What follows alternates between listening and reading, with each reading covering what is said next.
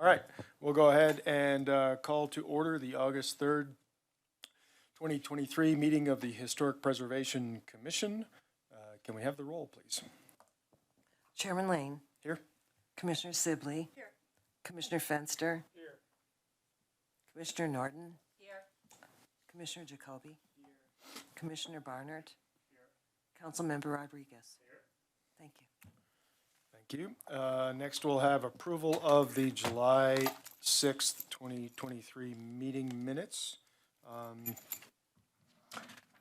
I would ask council, certainly anyone who is here, to be a little extra careful about making sure they're comfortable with any comments made in those meeting minutes and recorded, since they may become used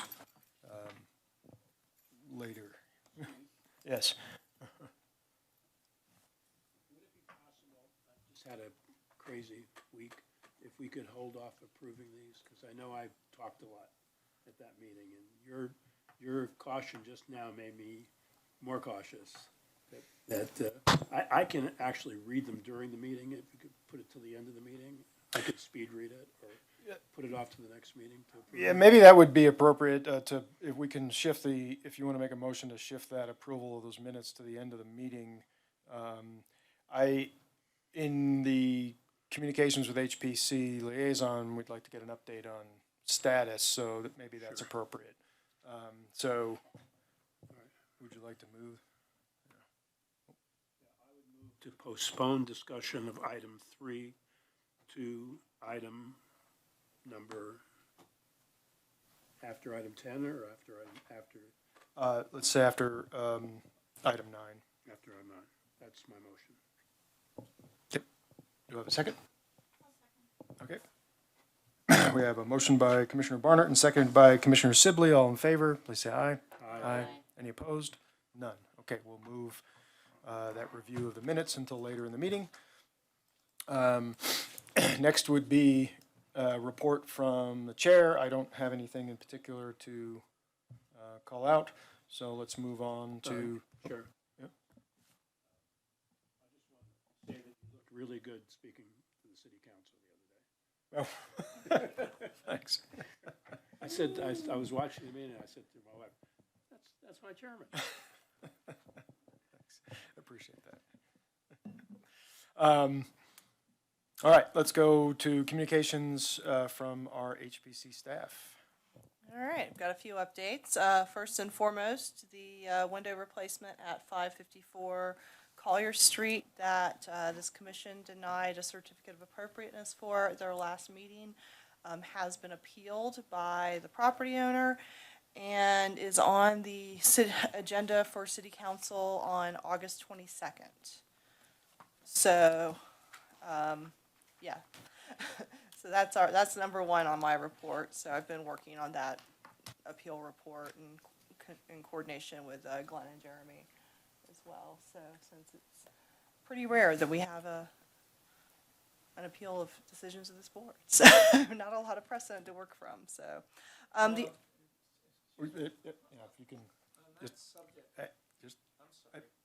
please make sure the chair gets the chance to recognize you, so I can have due process and turn the mic on. Thanks. Yeah, on that subject, is it the practice for the commission to appear in the appeal proceedings? How is the commission's voice heard? Of course, Commissioner. So Jeremy Terrell, Assistant City Attorney on behalf of the City Attorney's Office. In terms of the appeal process, the appeal hearing before City Council will open up with the appeal report, which is prepared by staff, which will include the minutes from the Historic Preservation Commission meeting, along with the communications and the administrative record that the Historic Preservation Commission considered in making its decision. So the commissioners...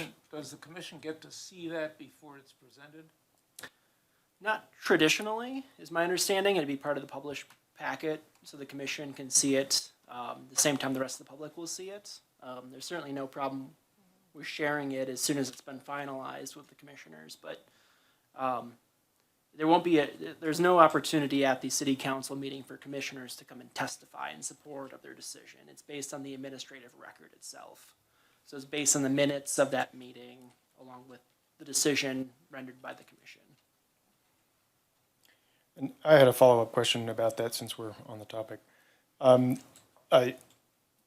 Based on what you've just said, is it at all, would the commissioners have an opportunity if they so choose, and would it be appropriate for them to take their 3 minutes of public invited to be heard to make a comment to council, and or would it be appropriate to write, to provide correspondence to council?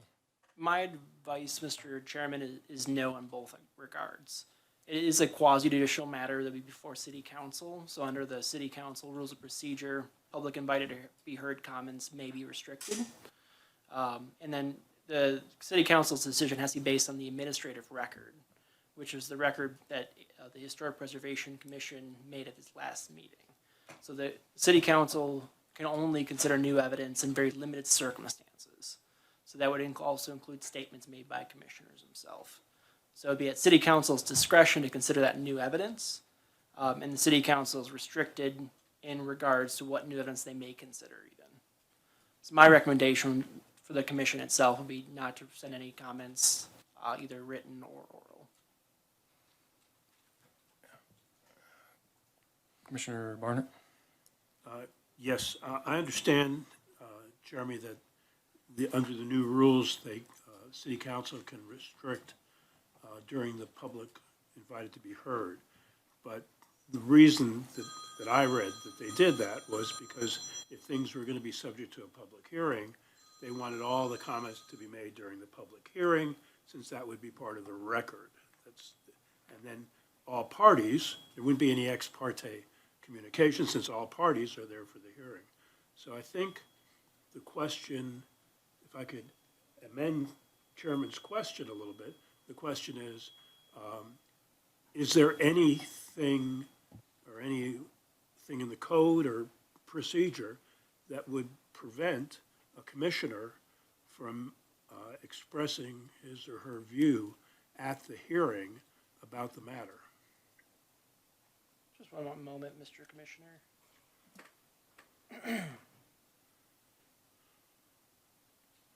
So I'm just looking at the city council rules of procedure. And Could you move your mic over a little bit? Because I'm having trouble Absolutely. hearing you. Thank you.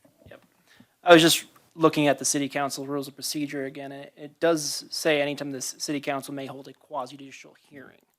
So while this is not a traditional objective standard, it is actually a traditional objective standard. The appeal has to be heard consistent with the Land Development Code appeal process as adopted by the Historic Preservation Commission code and ordinances. And so city council itself will be deciding whether or not the Historic Preservation Commission's decision was made in error based on certain circumstances. Since we're applying objective criteria, since city council will be applying objective standards making that decision, it is a quasi-judicial proceeding. And so the public invited to be heard restriction would apply to the hearing itself.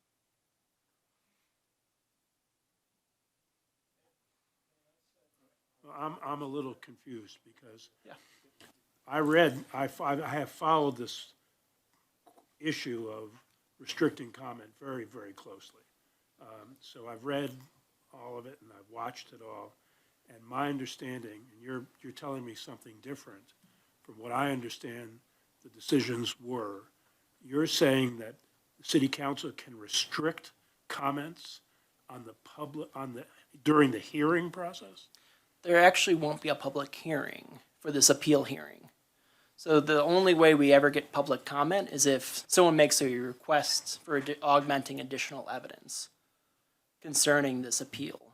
So under, I have to find the exact code provision, but the way the appeal hearing works is that the staff will present the appeal report, the appellant applicant will have a chance to present argument in support of her position for why the decision was wrong.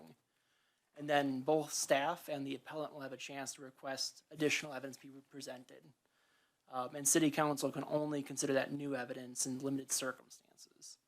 So outside of those limited circumstances, any other comments would be inappropriate for the appeal proceeding. Because the city council is acting like an appellate level court in this case. So there's not going to be necessarily a public hearing concerning the appeal process unless they're considering additional evidence from the appellant or staff. So, correct me if I'm wrong, but I heard you say that the issue before the city council is whether the Historic Preservation Commission erred in its decision, Correct. as opposed to whether or not it, I mean, and I understand that's, would be the case for planning and zoning. I've read those procedures. I just had a different understanding of, because we're not governed under the same system as planning and zoning is. So I thought that the city council would considers the record as evidence, but then also can make its own decision. And you're saying it's limited to whether or not the Historic Preservation Commission erred. So I just want to understand that.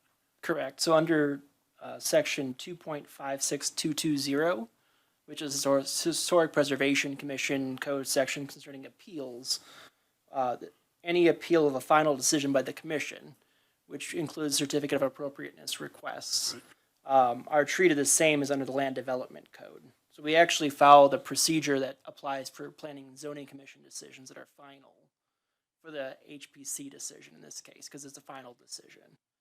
So while there's other appeal processes under other sections of the Historic Preservation Commission decisions, for certificate of appropriateness in particular, we follow the Land Development Code appeal procedure like we would for planning and zoning. So it isn't what we call in the legal profession a de novo review. It's not a fresh look at the matter.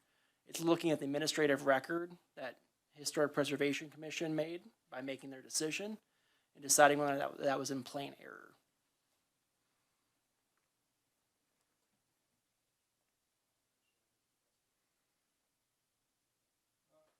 I don't think that's an adequate procedure. Would you tell me again what provisions embody that particular procedure? Absolutely. So in terms of the Historic Preservation Commission Code, we're looking at chapter 2.56220D. That's capital D. And specifically subsection 2, which says appeals shall be conducted according to procedures set out in section 1502-040K. That refers back to the Land Development Code. It's the common review procedures, and that's the appeal section. And specifically under the Historic Preservation Code, it says this should be treated as if it were an appeal to the City Council from a decision of the Planning and Zoning Commission. So Historic Preservation Code uses the appeal process of planning and zoning final decisions. And the record that is presented is literally the record made before this commission? Yes, 1 second, I'll pull up the other code provision concerning the administrative record.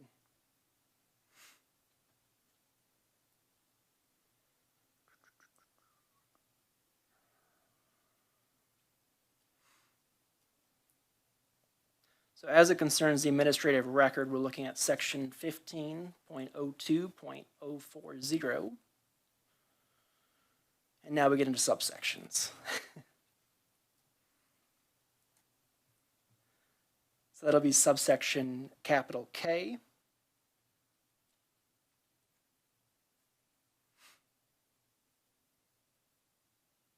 And then subsection 10, so K10 of that code provision, which discusses staff preparation of appeal reports.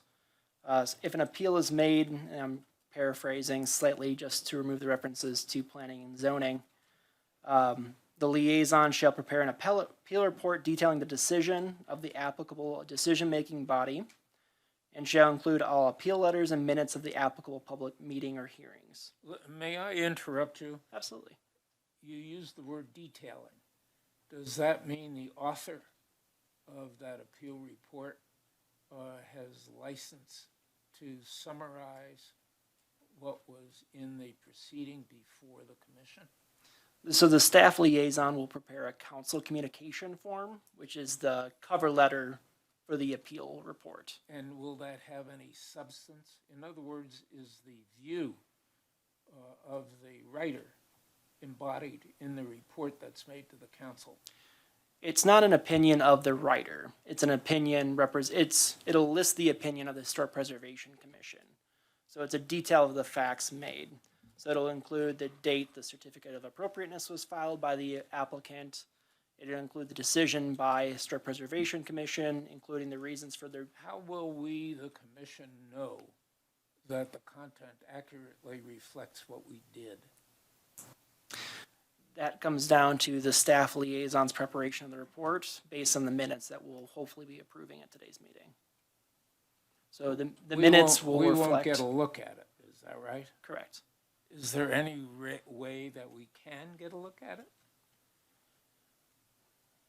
I mean, it's certainly a public record that we can provide to the commission, but there's no provision in our code for the commission to approve or deny of the report.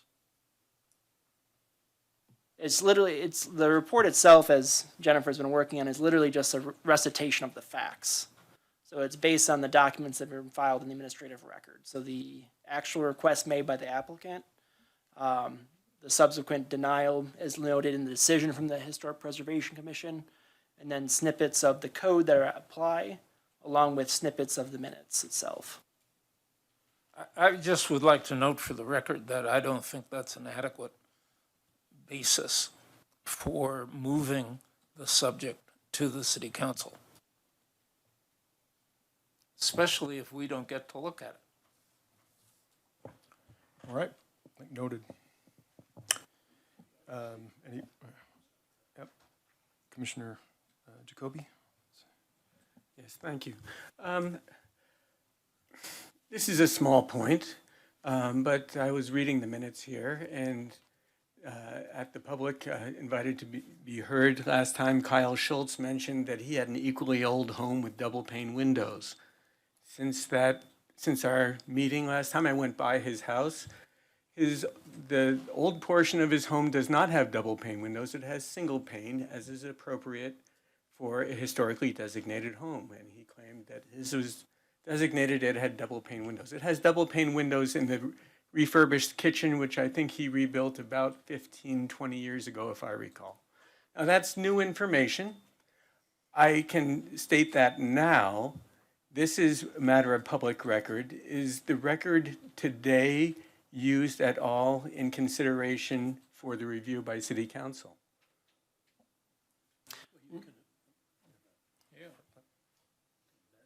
Mr. Commissioner, no, it wouldn't be. The administrative record is already closed and Historic Preservation Commission has rendered its decision. Okay. Now, that could be additional evidence that City Council could consider. So there could be limited circumstances which members of the public could make requests for additional evidence. Now, looking at our code sections, that's not really relevant to City Council's review. City Council's review of the Historic Preservation Commission decision looks at whether or not the Historic Preservation Commission acted outside their jurisdiction. It looks at whether or not Historic Preservation Commission made a decision without any evidence in the record, or if there was no clear and convincing evidence to support the Historic Preservation Commission's decision. So it's very limited. So in general, the deference is made that the Historic Preservation Commission decision was correct, unless the applicant can show by a very high burden that it wasn't correct. Okay, but nothing we say at today's meeting would be used in consideration for the appeal. Correct. Okay, thank you. All right. Hold on, Commissioner Fenster. So Yep. this, Please wait to be recognized by the chair. Thank you. Commissioner Fenster. this would not be a merits review, is that correct? Just one moment, I'll find the exact language, but And if it's essentially, not a merits review, what is the purpose of an appeal?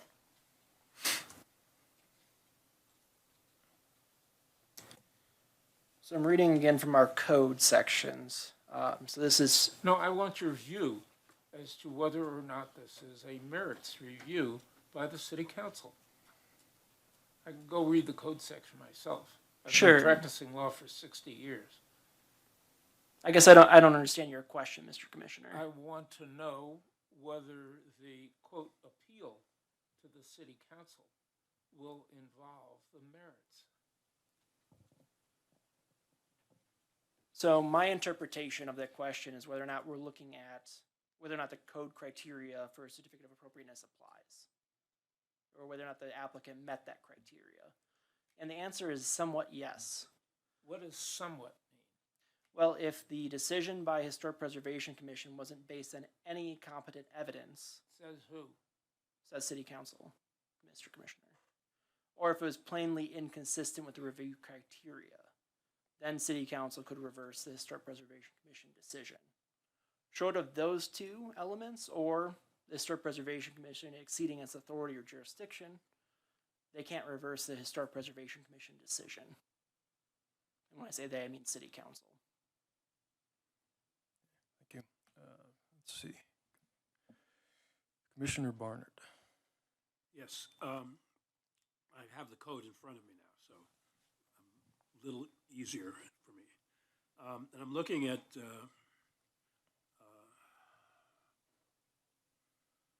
256.220 B. I think that's what we're talking about. This is an appeal from final decisions by the liaison on administrative certificates of appropriateness, or is I that think not it's the C. correct section? I think it's C. C? Appeal from final decisions by the commission, C. Correct, C is applicable. What is B referring to? Appeals from final decision by the liaison. So those are referring to decisions by the liaison under, Oh, okay, that's what happened last time. The liaison made a decision, but the liaison actually made a decision. I'm trying to remember, Jennifer, did you support or oppose the So, recommendation? in the case of, through the chair, in the case of this particular type of certificate of appropriateness that requires commission approval, staff makes a recommendation. We aren't a decision maker. There are more minor types of certificates of appropriateness that can be approved at the staff level. I was gonna mention some of those that we've been seeing a lot of in, later in my report, but things such as if someone's replacing a roof because of hail damage and they're not changing the materials, that's something that staff would look at and say, yeah, you basically are replacing your roof with the same materials. There's no reason for that to go to the commission. Things of that nature, very minor things. Those would be administrative approval. Obviously, if someone were replacing the materials, like if they were replacing asphalt and wanted to do a tile roof or a metal roof, clearly that would go to the commission. But those very minor types of alterations or repairs, those are the types of things that can be handled at the administrative level. And so that's what Section B refers to as an administrative certificate of appropriateness rather than a commission decision on a certificate of appropriateness. Okay, because I'm just trying to get my hands on what is an appeal from a final decision by the liaison. So that's if you had decided against it and told them that, and then they appealed to us, they would do it under this procedure. So then we're talking about what happens after we've decided, which is where C comes in. And then it says that the appeal states why the decision is incorrect, right? That's number one.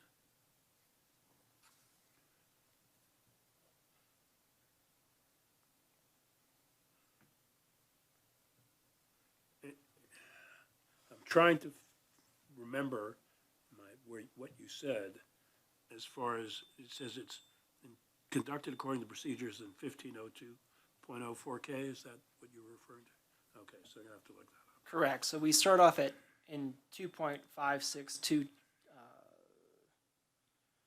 220C, which talks about the actual filing of an appeal from a final decision by the commission. And then it goes to subsection D, so appeal proceedings to city council. So first, a notice of an appeal hearing shall be given according to this chapter.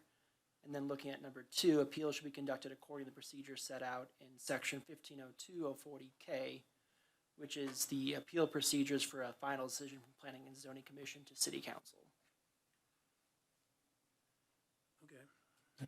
Well, Chairman, I'll come back. I want to take a look at that. Okay. All right. Any other questions for our city attorney before we move on? No? Thank you. Thank you for the time explaining the detail. We appreciate that. Back to HPC liaison. I just have a few more items. Great. So, as I mentioned, about the re-roofing, as an FYI, just if you see roofs being replaced, I've been processing I'll call it a fairly steady stream of, requests for, certificates of appropriateness for replacement of hail damaged roofs. So, no surprise, the weather's been kind of rough lately. So we are seeing a lot of damaged roofs that need to be replaced. So, and in all of those cases, it's been pretty much an exact material replacement. So that's really just an FYI for you. The other thing is board recruitment time. Season is upon us.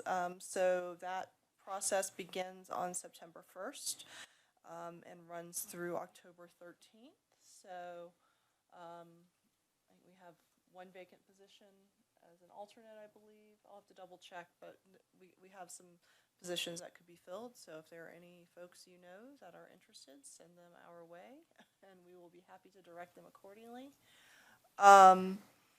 Additionally, just the other thing, just wanted to confirm that we are planning to meet in September. That meeting is scheduled for September 7th. It's the week of Labor Day, so just want to confirm that we will have a quorum as we are looking ahead. So just want to make sure if we need to cancel that meeting, we can cancel it. If everyone's going to be here, we can absolutely proceed as planned.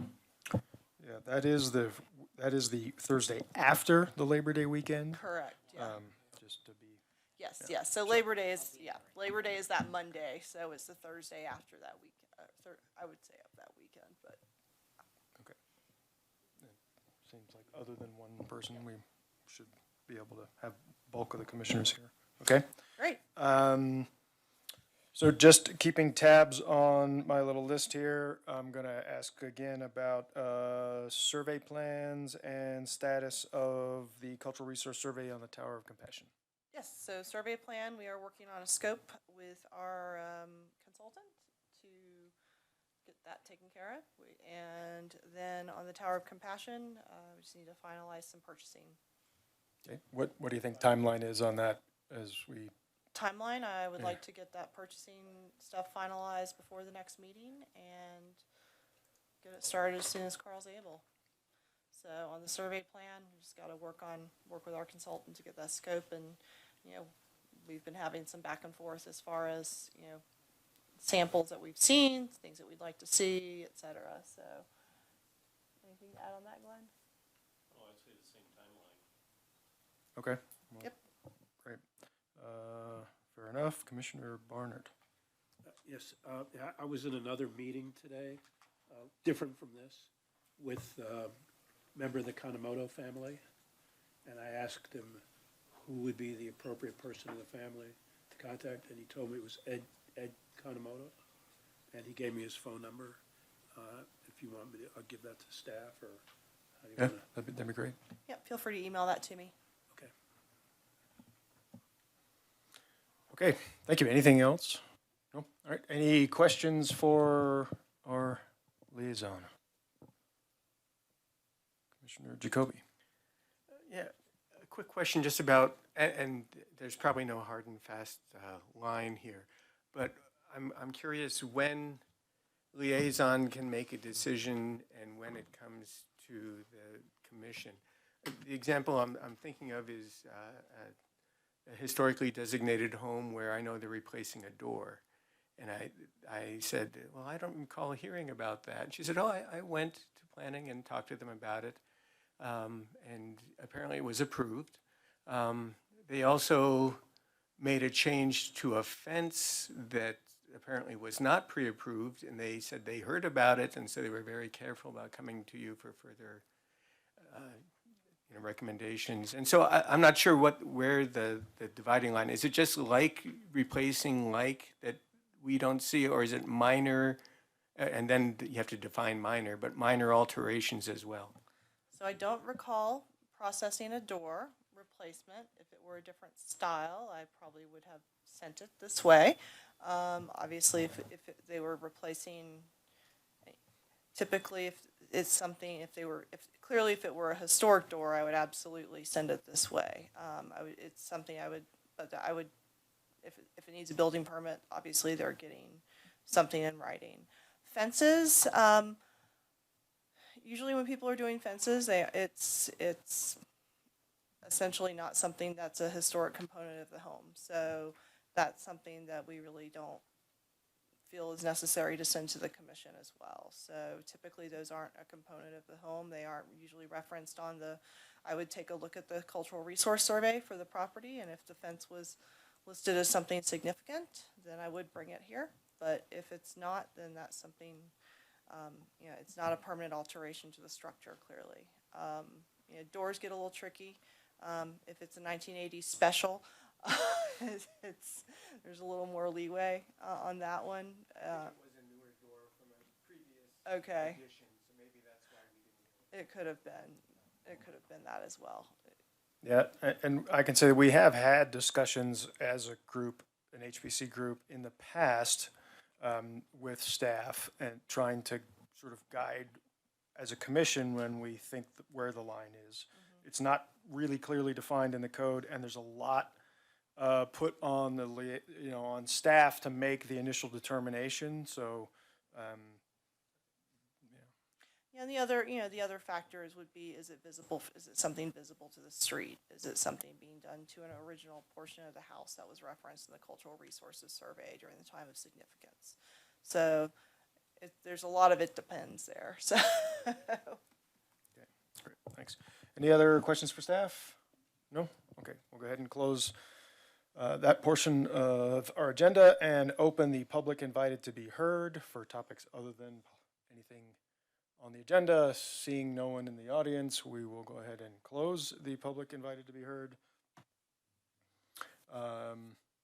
We do not have any items that are public hearing items. We will move on to new business, item 8, the demolition code amendments.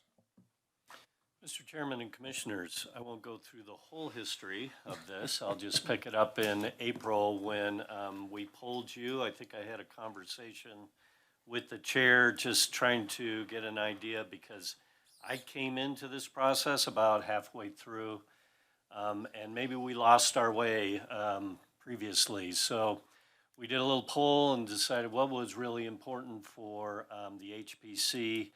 And we got a number of items, but mainly it was centered around the demolition code, trying to incorporate a new concept of demolition by neglect, and then also the process was kind of a monkey process that needed to be fixed. So we showed you just basically my draft back in April. We had a lot of good comments from that.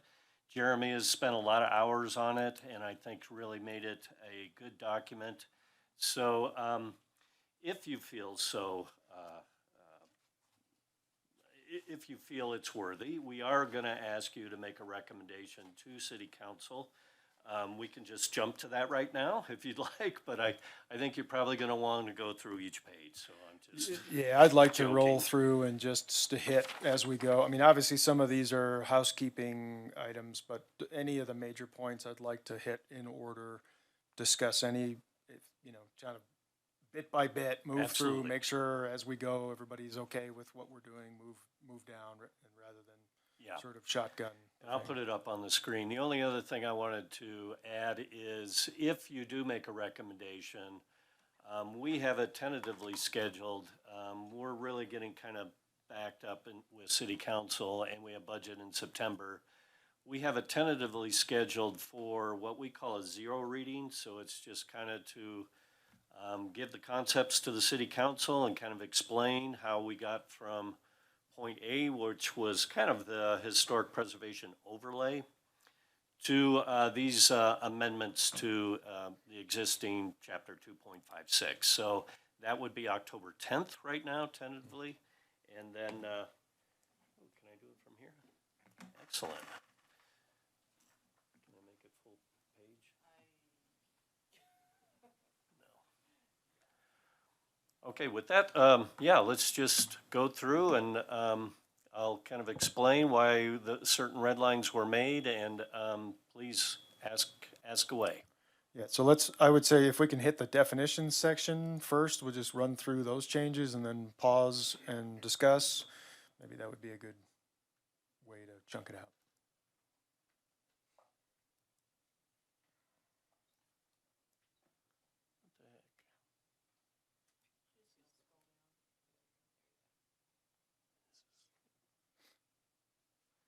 You want to just talk about ones that were changed? Yeah, I would, Eliminated. I mean, if anybody else has a question about anything else, we can handle it, but let's just review the changes.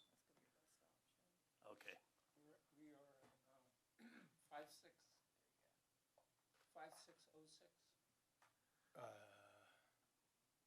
256.020. So is demolition our first changed? Yes.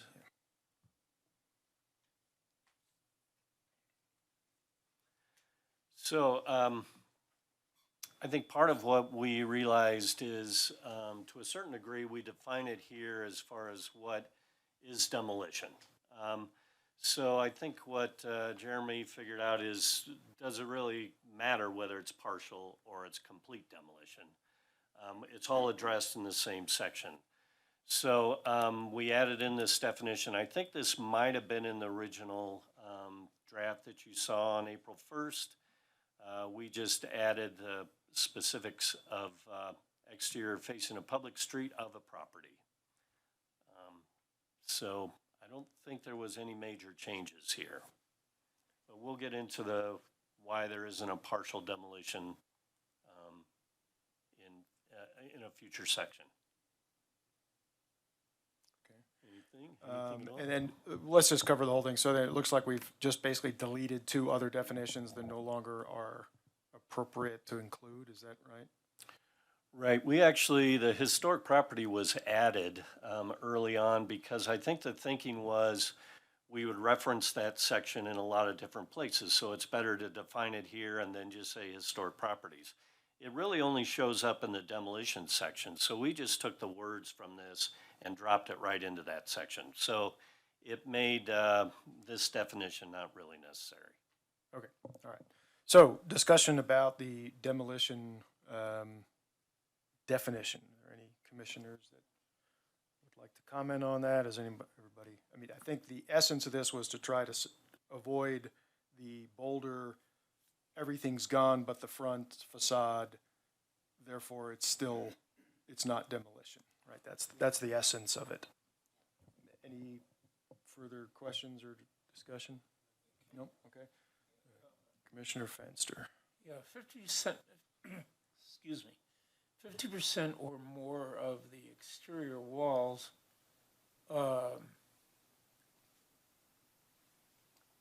would, if you took off the front, if you took off the back 1/3 of the building, would you be in compliance based on this definition?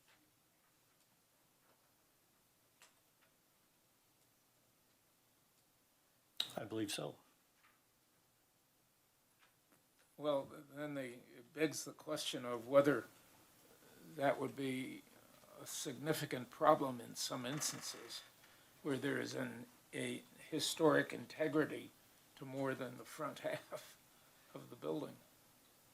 Did you say the back half, the back third? Yeah. In other words, are there instances in which the integrity, the historic integrity of the structure is enough all-encompassing so that there's a reason to worry about the back third of the building? Because I can think of some. Okay, yeah. Please. Well, cottage-enabled structures are an example of that. They have, they are integrated in a way that's a little different than other period structures. So that the back third, because whether we're talking about a half or a third, the back third can be significant because it can affect the roof lines, the angles of departure for part of the structure, et cetera.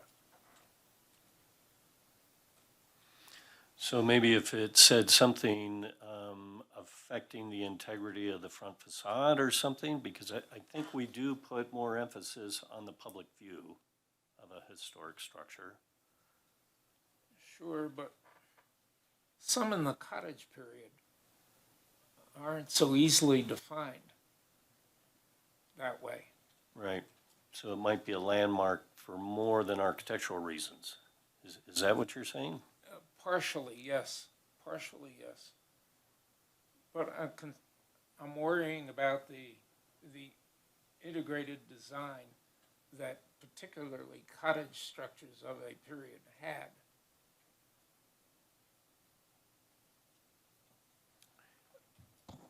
Can I ask a clarifying question for you? Are you thinking of a separate building on No. the site? But you're talking about it's still a connected. Yeah, Okay. yeah. Locations of porches, locations of roof lines, where there are dormers, the location of dormers or insets. What I'm worried about is whether you're leaving yourself enough, whether we're leaving ourselves enough latitude to preserve relatively unique structures whose front facade is only part of what is really involved. Well, this certainly goes much further than I think our original, which basically says you're destroying the whole property.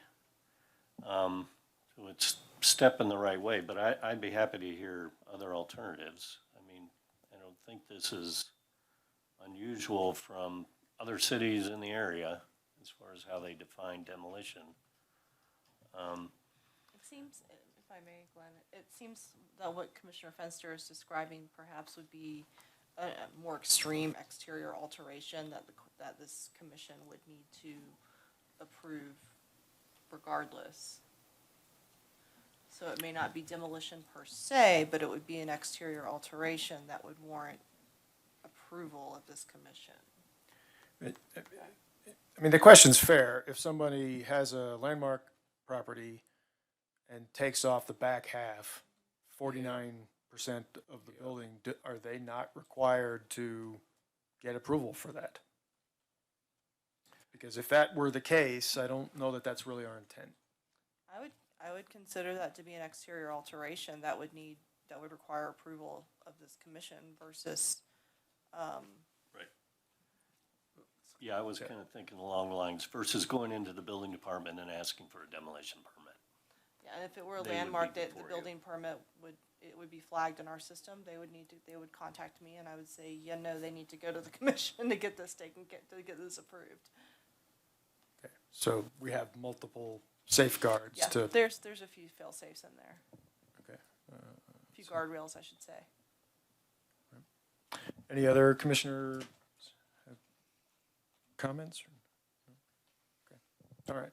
Well, let's go on and, we circle back to any final questions.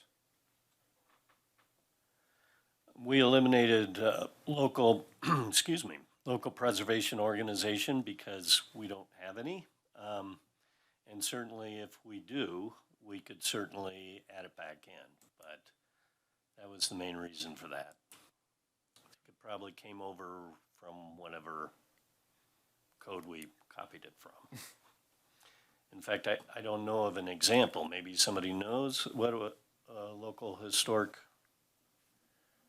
organization might look like other than the HPC?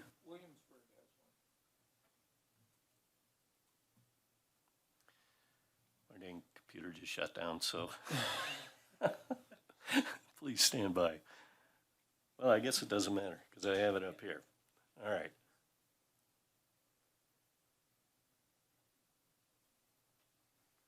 And again, we eliminated total demolition because we defined it in the demolition definition.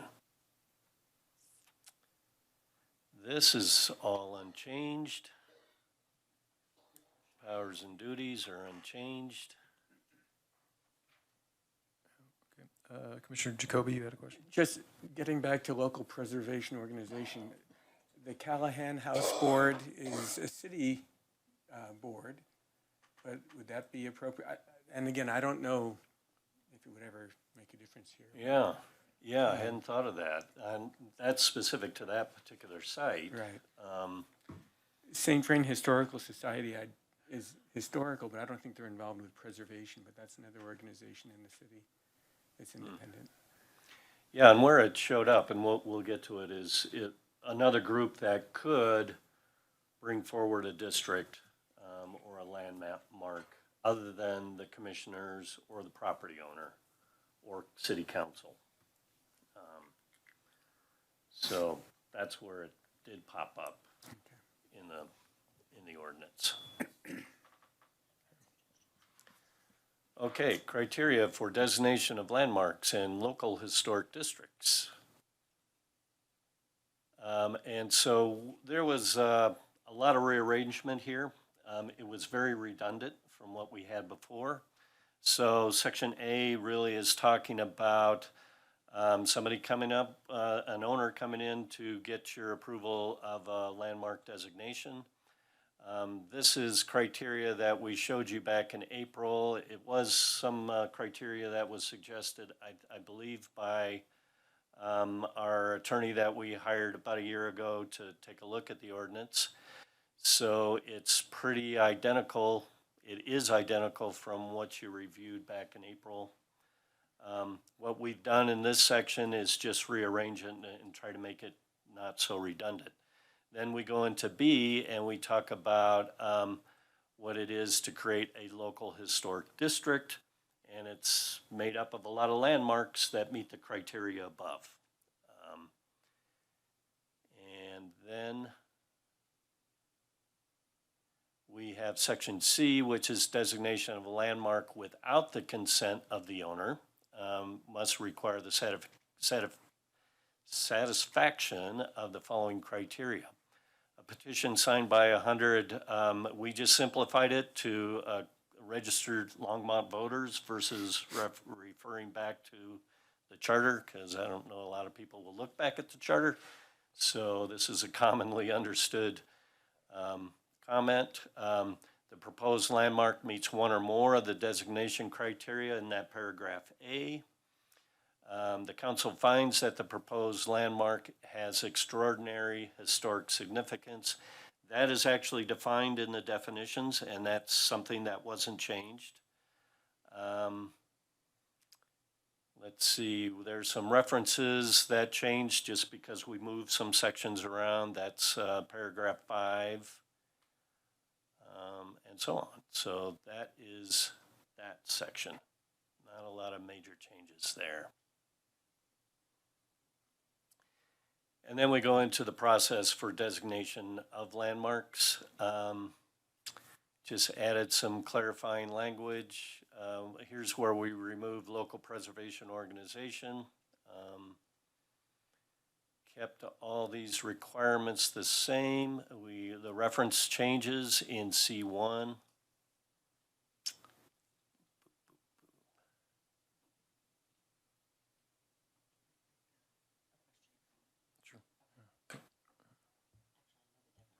Okay. Commissioner Norton with a question or comment. Yes, thank you. So both in this section with the application for designation of a landmark, and then the next section down here, 2.56.070, designation procedures for local historic districts. It's being limited only to the commission, the council, or a property owner. I understand why a local historic preservation organization was taken out. I think it's easier to leave something in that isn't used than try to get it back in later, especially considering we've been talking about these, I think, for 4 years, these particular amendments. But my concern is that there's nothing in either of these sections that allows a citizen of Longmont to petition the city to list city properties. And 3 years ago, we did have this issue. We had the woman who lives in the neighborhood who lives along that golf course with, I think there's like one standing historic structure left, the silo, and they paid for their own survey and then came before us and asked the city to designate it. And I do think that we need a mechanism that at least recognizes that local citizens might want to request that the commission or the council think about designating a property that they don't own, and that that's entirely appropriate.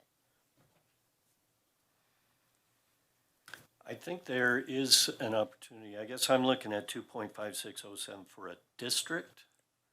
And I think there is an opportunity for a landmark to be suggested by, it's by electors, I believe. Am I getting that right? Or did she, I was here for that. I don't know if she Okay. came before the planning commission and then you took up the charge? I don't know if she came before the planning commission first. Or historic preservation, I mean. yeah. I'm sorry. No, that's okay. But 2.56.060, I mean, I see landmarks and districts as not that different, ultimately, but this also says commission, council, or owner of the property.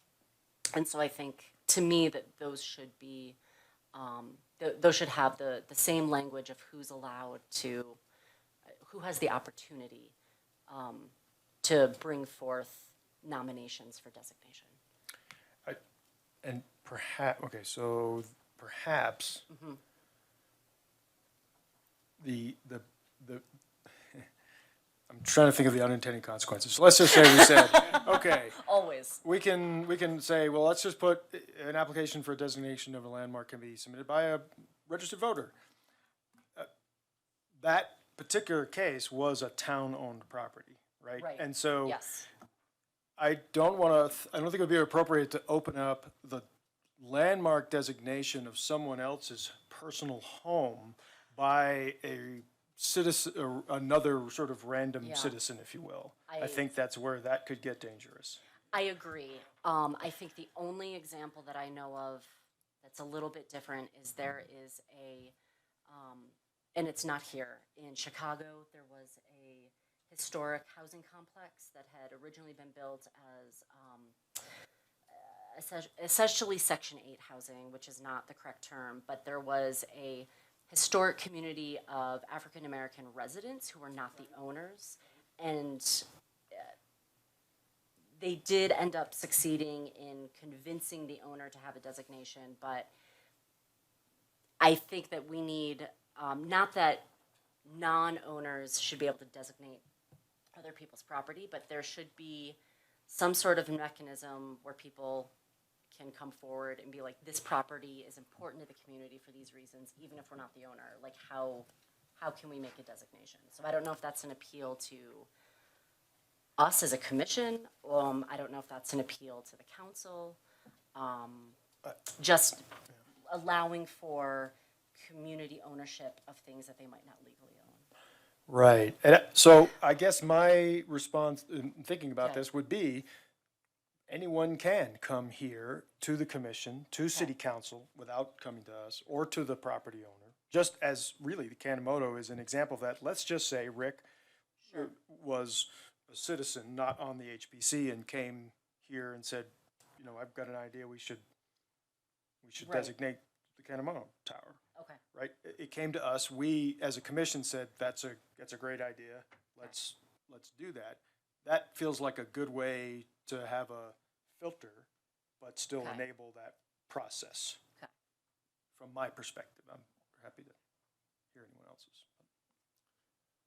Yeah, that was think exactly what we were gonna say, is Okay. they have that through the Okay. HPC and the city Okay. council is Okay. the voice. And I'm glad you, reminded me, yes, the silo was city-owned property. They went and asked the owner, the city council, of whether they want to designate it. And council said yes. Okay. So that's what started that process. Okay. If we all think that's adequate, that's fine. Thank you.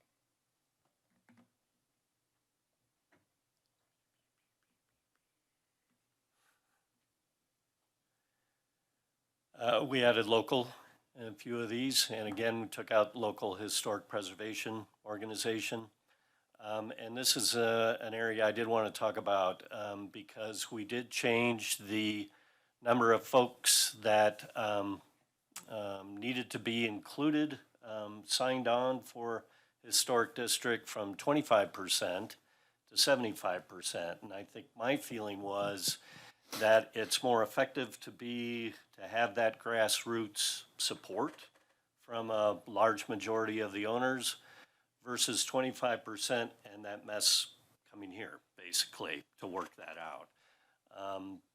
And I did hear comments when we were having some of the study sessions with city council that they felt that 25% was way too low.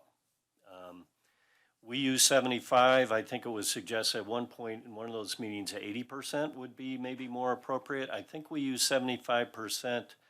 And Jeremy, maybe you remember because it was consistent with, was it the conservation overlay that we had already in the code? So. Yeah, I'd definitely like to have some comment there. I did notice, and my one comment about some of these was that there's a bunch of numbers kind of floating around and they don't seem to be entirely consistent, that we might want to button that up a little bit because we've increased it to 75%, but then you can withdraw if you have 30%. Right. Which, if you had 75%, you wouldn't ever get 30. So, so that seemed a little odd. I want to know about that. And then you have to have 75% to create a historic district, but you only need 51% to take the district back down to designate a Decommission it? district. Yeah, there's something. I think that's for a landmark, am I right there? Maybe I misread that, but just Okay, 25,6,160. I'll have to look it up again where I had that. It's further down the line, the 50%. Yeah, I guess that's a revocation of no. Yeah, it's a revocation of an historic district. So in 2.56.160, which jumps way ahead. let me get it and then I'll talk about your first two questions. Okay.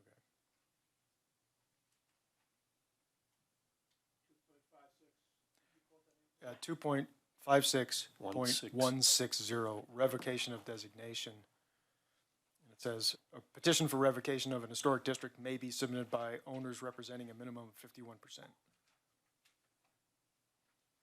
But we had 75 created. So I could just worry about 75% of people get it done, but then I don't know. The numbers didn't Yeah. make sense, so I wanted to talk through it. Well, the 75 and the 35, right, don't add up to 100. Right, that was my first comment. Yeah, All right. Commissioner Jacoby, you have a comment? Yes, when I know with the Historic East Side, they were considering historic district designation, and I was shocked at the 25% number myself. But I would think, and again, we are trying to work through conservation overlay, and just the numbers are so difficult to achieve with a significant neighborhood the size of the east side or the west side. Maybe going back to 51% minimum for the application. If you have only 30% opposing and the city will withdraw the application, I think that would guard against any kind of divisive issue. But if you have a majority, 51%, is probably worth pursuing the application and looking into it. So I would compromise between the 25 and 75 and go to 51, personally.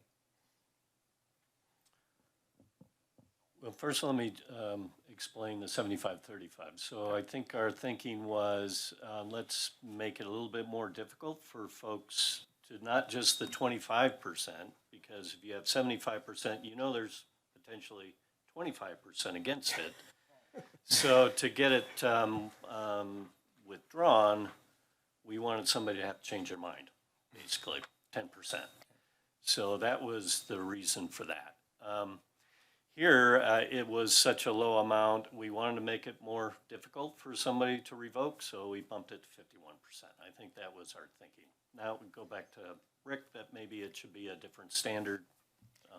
Maybe somebody else has some comments on that. Well, one other thought, just, I don't know if you ever had a daughter who sold Girl Scout cookies. Have you been a ever while. tried going door to door selling Girl Scout cookies? You know how many people answer the door? Do you know how hard it would be to get 75% of all owners in a district to sign on, even if they agree? If you can get 51%, I think, I mean, look at the voting records. What percentage of people vote? I think if you can get 51% of property owners to be clearly showing that they are motivated towards moving in this direction, I think the application should be pursued. If 30% say it should not and the city drops it, fine. But if you don't have 30% mobilized saying this isn't worth looking at, you have a majority saying this is worth looking at, I think the application should be considered. So again, I think I'm talking about a functional, I understand what you're saying from a theoretic standpoint, but to make this a functional law, that would work for neighborhoods, I think dropping it to 51% would make more sense. Commissioner Norton. Yeah, along those lines, something just occurred to me. What is our rate of non-residential ownership? So like, how many rental properties do we have in the city where somebody, if you did knock on the door, it's not the owner who could even sign in the neighborhood? And should we consider that when we're considering what percentage of the neighborhood needs to sign on for a district? No, I'm not saying renters. I'm saying that there are people who own property but don't live here. And so if you knock on the door, you're not going to get them regardless. And I don't know what those rates are in Longmont. It's just something that occurred to me as you were speaking about the onerousness of selling Girl Scout cookies. I couldn't tell you, but we wouldn't. I have that answer. I thought you might, actually. Is your daughter selling cookies? No, that would have been me in the 80s. I know, I was thinking the same thing. So according to our community profile for the year of 2021, it was estimated that our owner versus renter occupied unit breakdown was 64.1% owner occupied and 35.9% renter occupied. Now that does include, that includes both single family as well as multifamily, but just in terms of ownership, that's. Not equally dispersed. Exactly, and not equally dispersed. That's just of our 40,310 housing units, 64% of those are owner occupied. I don't have anything. And how many are less than 50 years old, I guess, would Yeah. be the other part. Yeah, we don't have that deep dive, so this is just the snapshot. What I was just gonna say is we wouldn't rely on somebody knocking on a door. We notify the owners that per Boulder County records. Yep. So, Yeah. yeah.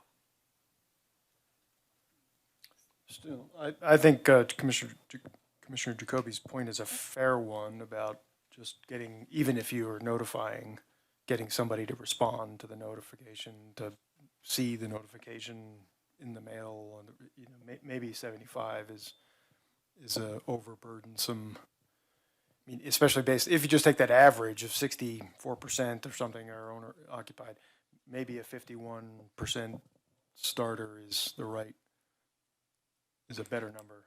I'm kind of leaning that way myself. I'm curious, getting some head nods. Yeah.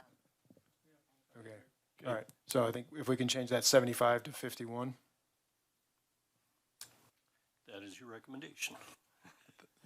I think we'll encapsulate that in a formal motion at the end here, but. And Just so the we only can keep other thing I track. was gonna add is it does, it's, to create the district, you have to have a significant amount of landmarks. So people have already signed on to some kind of control.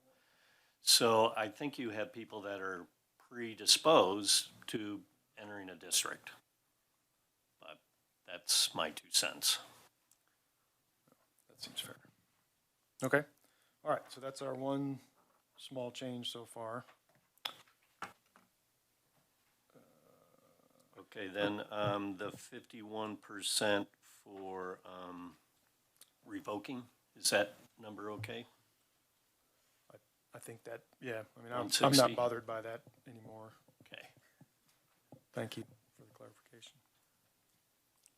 okay, moving on. I did want to talk about 256070D, the design guidelines. Okay, So we added this little sentence or two about consistent with the Secretary of Interior standards. But so the way it reads now is that essentially design guidelines are required and they have to be consistent with the Secretary of Interior standards, and then additional guidelines, if desired, can be developed by the applicant. The whole paragraph reads a little clunky to me at this point. I mean, I think the notion, I think I might have been the one that suggested this, but I think just making sure that we get some nod to the Secretary of Interior standards for treatment of historic properties is important to include in a design guideline criteria, but I wonder if there's a cleaner way to say that. maybe remove additional guidelines? Yeah, I mean, Yeah. if we're gonna require the guidelines, then they'd have to be consistent with the Secretary of Interior standards. I don't know that you need additional guidelines. Right. It just, yeah, it seems Could you superfluous. go further than the Secretary's guidelines? I don't know what that would look like. I mean, somebody could, you could act more like an HOA and start worrying, like, we don't worry about color, really, right? You could add, but the minimum you have to have guidelines. The minimum standard is Secretary of Interior. Yeah. No more need be said at that point is maybe my, unless, so it says, I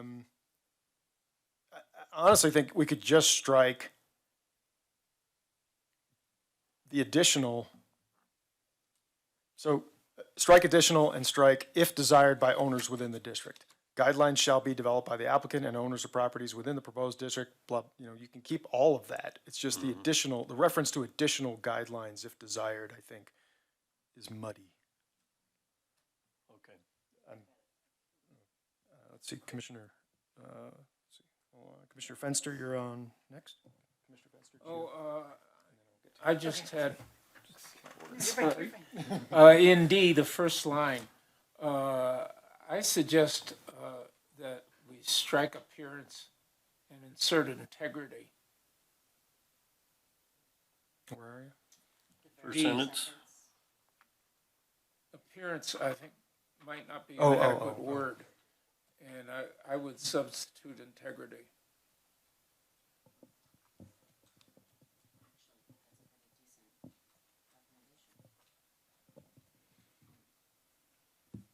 Okay, thank you for that. Doesn't seem everybody's kind of on board there. Okay, Commissioner Sibley. Yeah, and I don't know, maybe this is already covered, but for the additional guidelines, and I can't think of any in particular, but I know in some places you might have something that is just particular to a neighborhood, a certain builder, I don't know, it could be some weird little brackets that somebody made or something like that.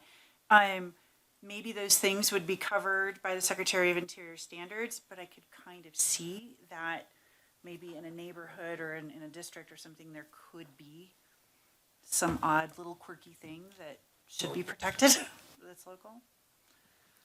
Yeah. Like the neighborhood where all the houses are on that 45 Yeah, degree angle. just like that, yes, yes, very much like that.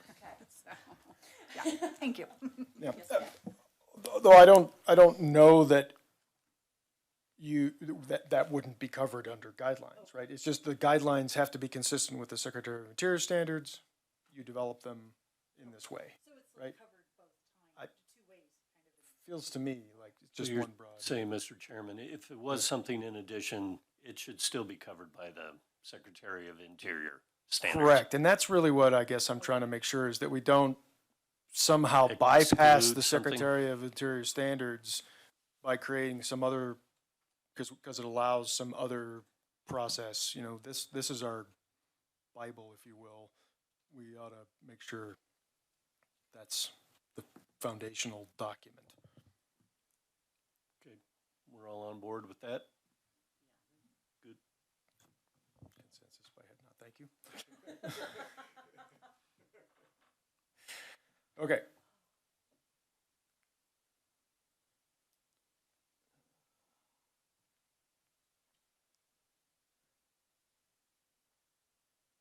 And then under F, you have a 75% that would then go back to 51. Okay. Right. All right. We'll pick that up.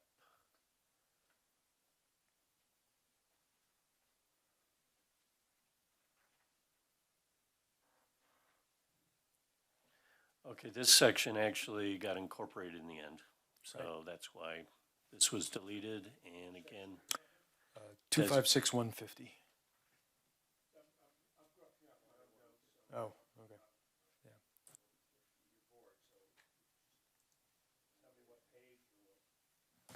I don't know. Page 20. Was formerly 2.56.150, enforcement of compliance, and it's stricken because we moved it.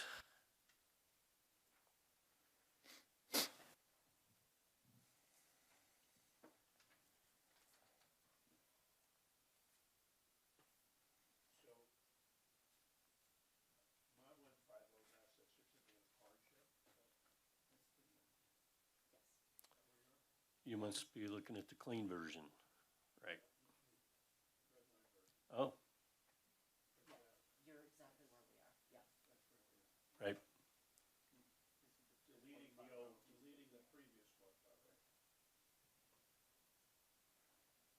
And then we talked about revocation of a designation, and you're good with the 51% here. Okay.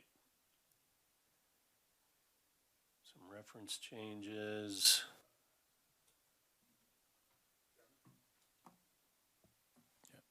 Commissioner Barnett. Yeah, just curious, why is enforcement of compliance being deleted, or is it being put someplace else? It's being put someplace else. Okay, where is that? It's at the end, All the way at the end? all the way at the end, where we have enforcement. Is it just cut and paste? No. No, Yeah, I'll let Jeremy's Jeremy talk smiling. about it. When we get there. So Okay, we'll talk about it when we get there? We'll talk about it Yes, when we get there. promise.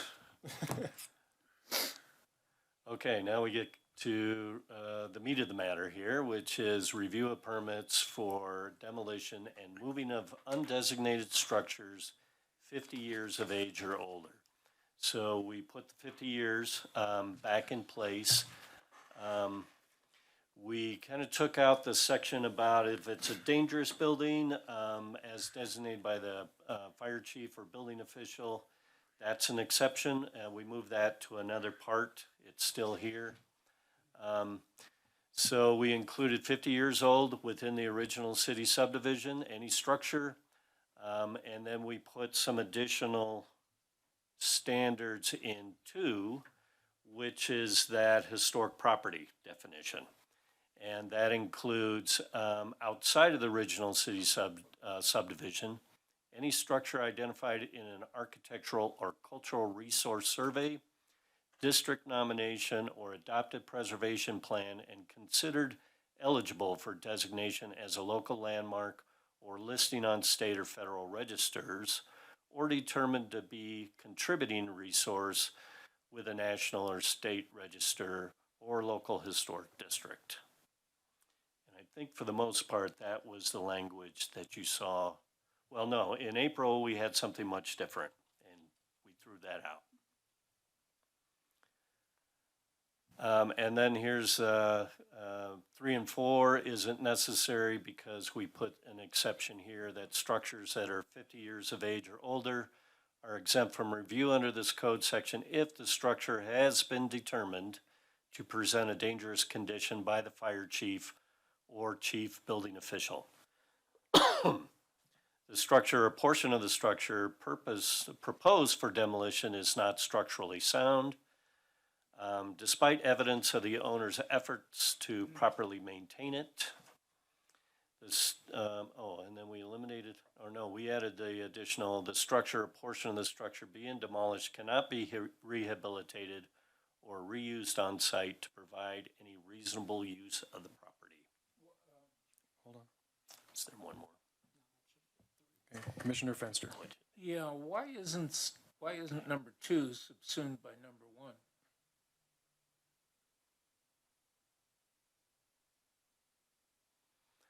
There could be other reasons it's a dangerous structure, not just structurally.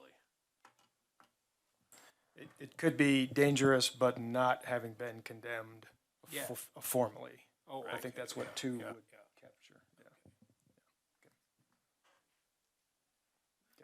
Yeah, I appreciate that. I personally like the language in number 2, and then feel like this is really maybe some of the meat of the, you said it, it's the meat of this. It's what, the big focus of what we're really trying to do is dial in what specifically, clearly is considered in the ordinance. Mhm. So,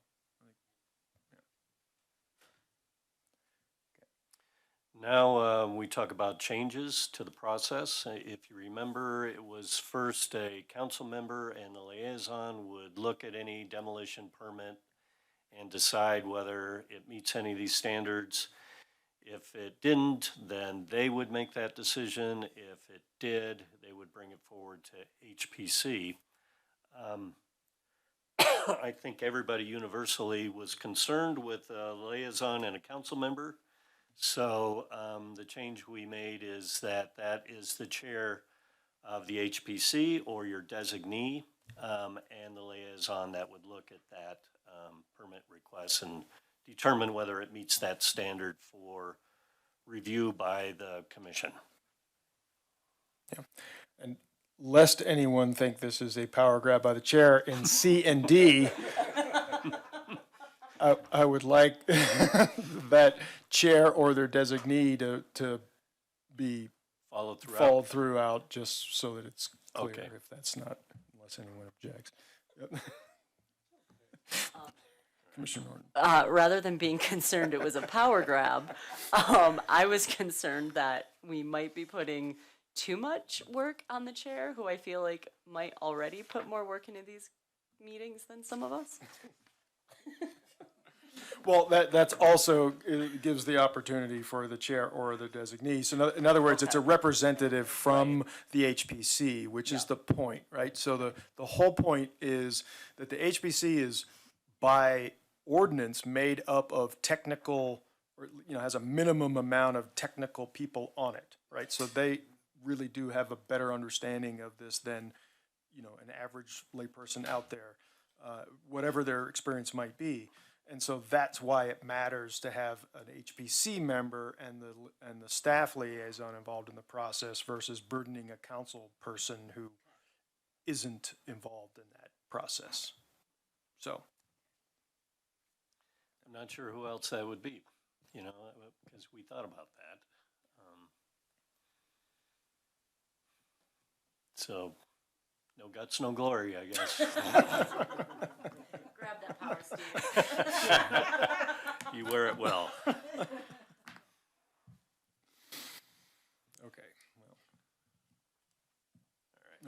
Thanks. In paragraph E, we just lay out how you make that decision. I don't know if there's any question there. If the Historic Preservation Commission determines that there is no reason to believe that the structure may be eligible, you can basically tell a building official, issue the permit.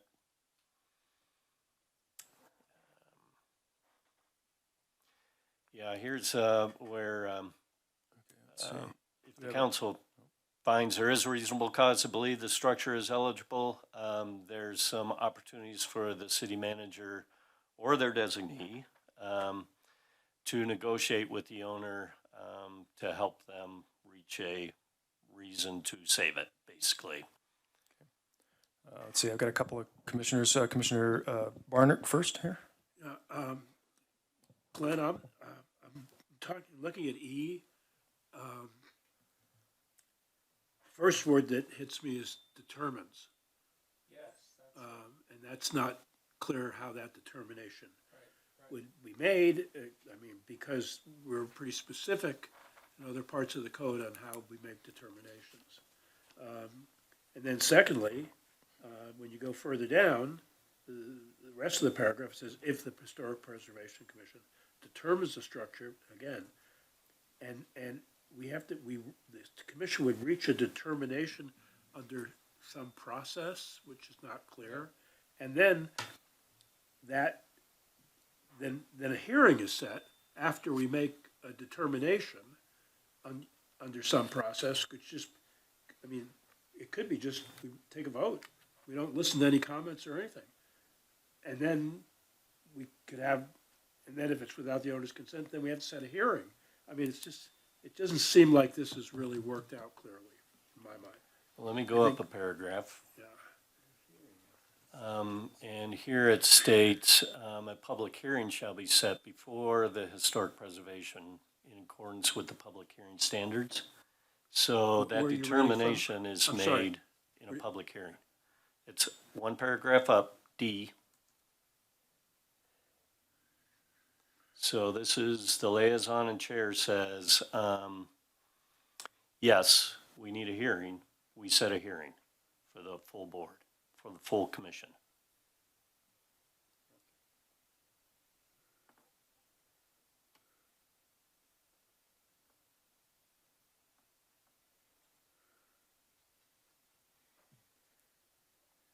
So the hearing takes place in D, if it's necessary. So then what is E doing? Is that, is Just there, what are there happens at words the there that hearing? I'm just not seeing because I'm reading this quickly, or is there something different in E that's going on? Mr. Chairman, Yeah, you bet. to Commissioner Bernard's point, I do believe you point out an excellent kind of misstatement. I think we should say if the Historic Preservation Commission determines that the structure is not eligible for designation as a landmark without the consent, then we're done. Because under Section D, the criteria we're considering is whether or not it's eligible for designation without consent. Right. So if you determine it's not eligible as a landmark without the owner's consent, the permit shall be issued. If the commission determines that it is, then it goes to the city council review process listed in E. So I think that's an excellent point. I think that was just a misstatement in our code. So I just, you know, at some point we'll see the revised language. And it sounds like it's okay. It sounds like it's clear, but, you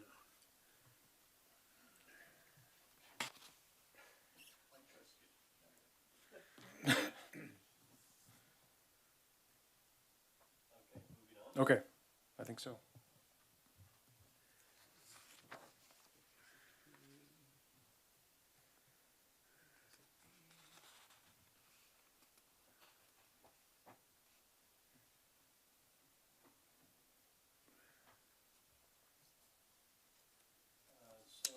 Paragraph 200 just sets the procedures for the public hearing.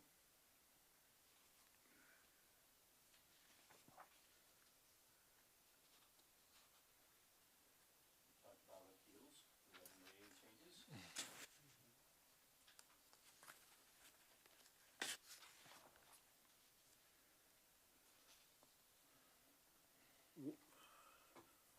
Where are we?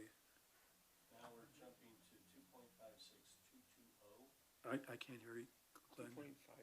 Oops, I'm sorry, and my mic off. 2.56.220, which is, Okay, can we stop before then? At sure. 2.56.210? And look at paragraph D. Appeal proceedings to the city council. Okay. I have now read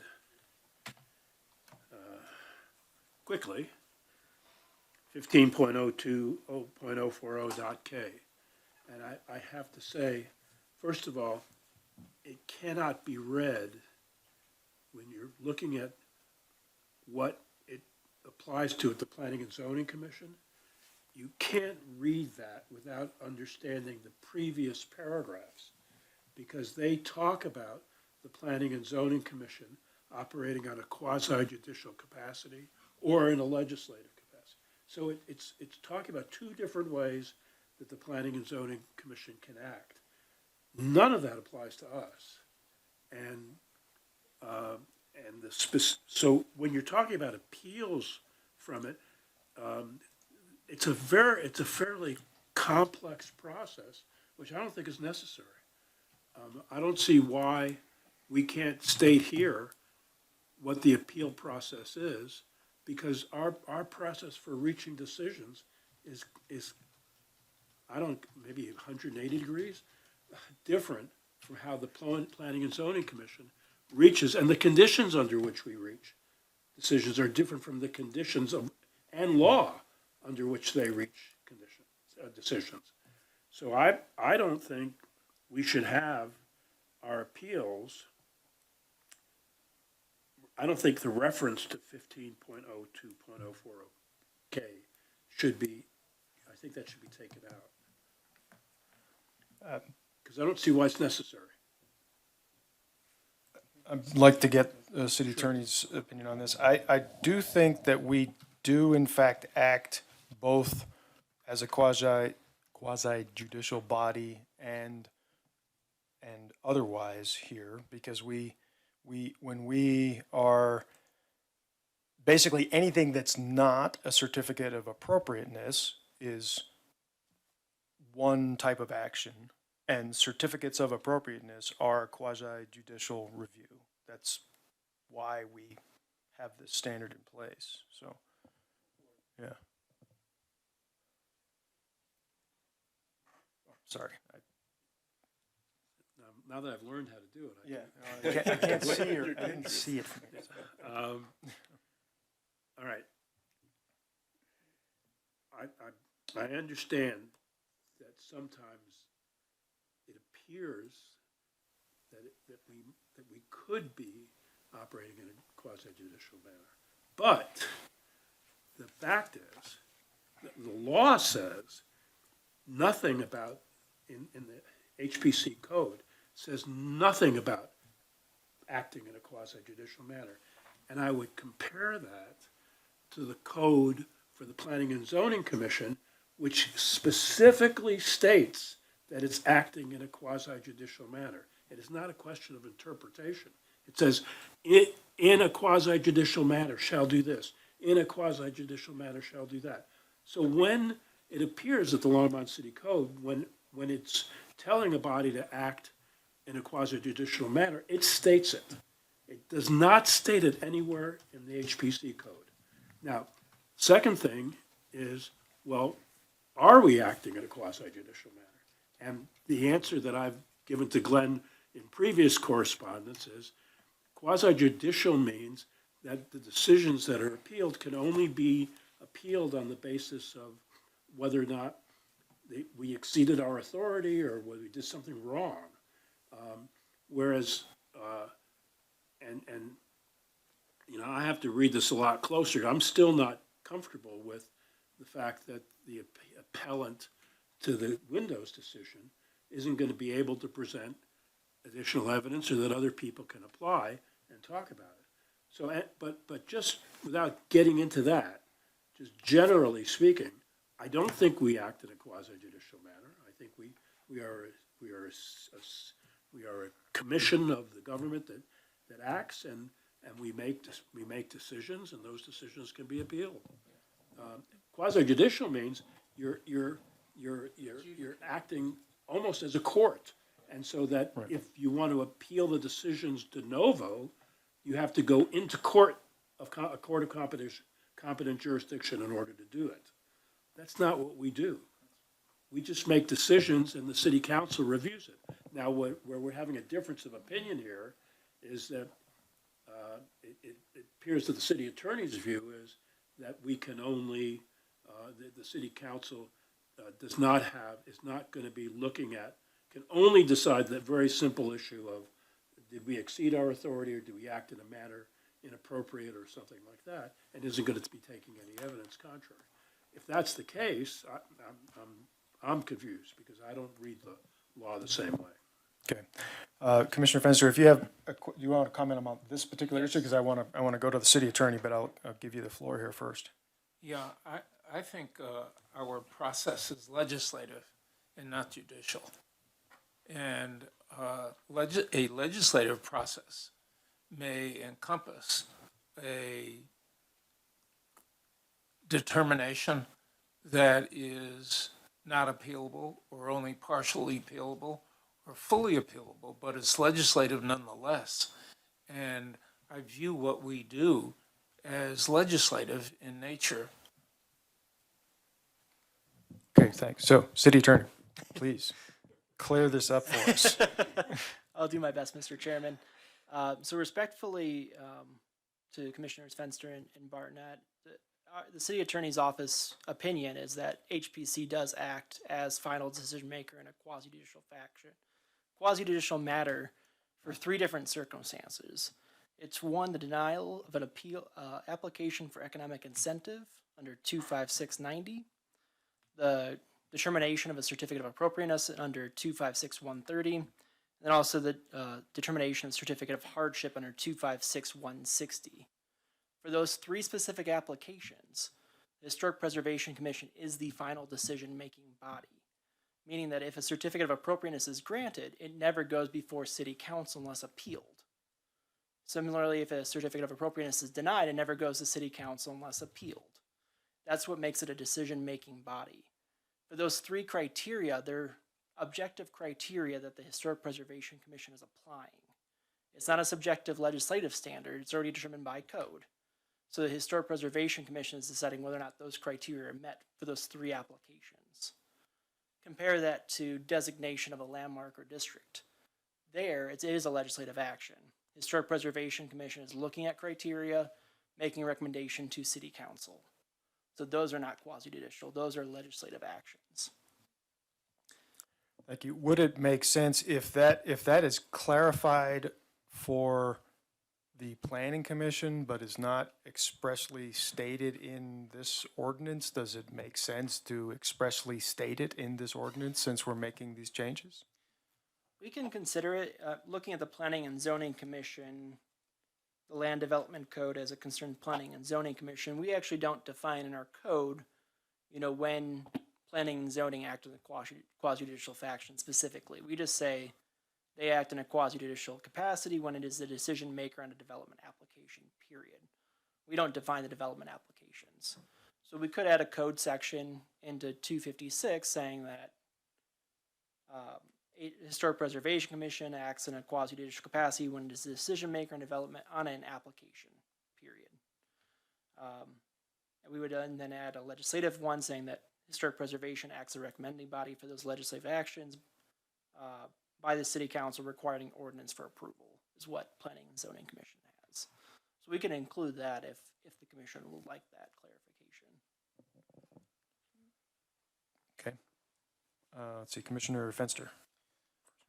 Yeah, my concern with that interpretation is that it would affect the rights, and I should add obligations, before the City Council.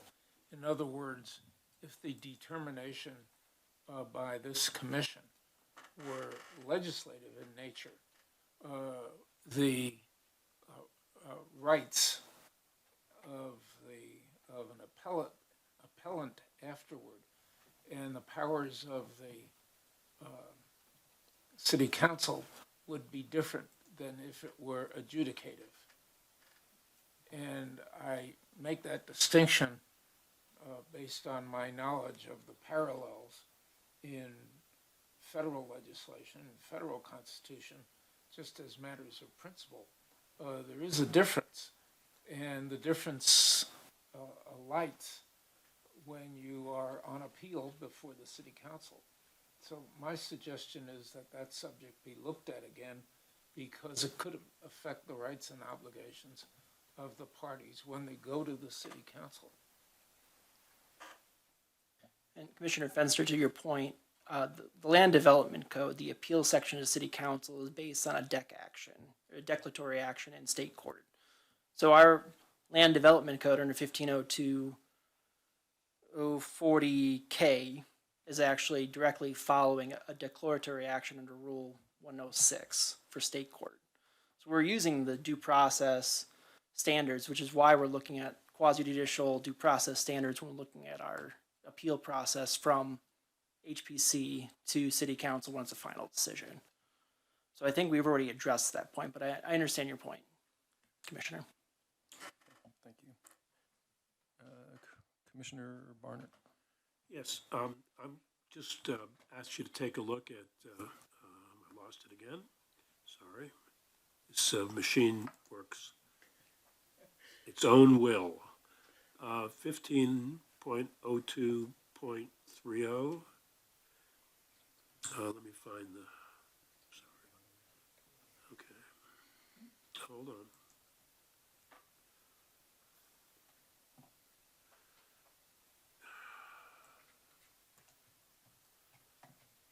Apologize, Chairman. I had it. Got away from me. I'm talking about the reference to quasi-judicial.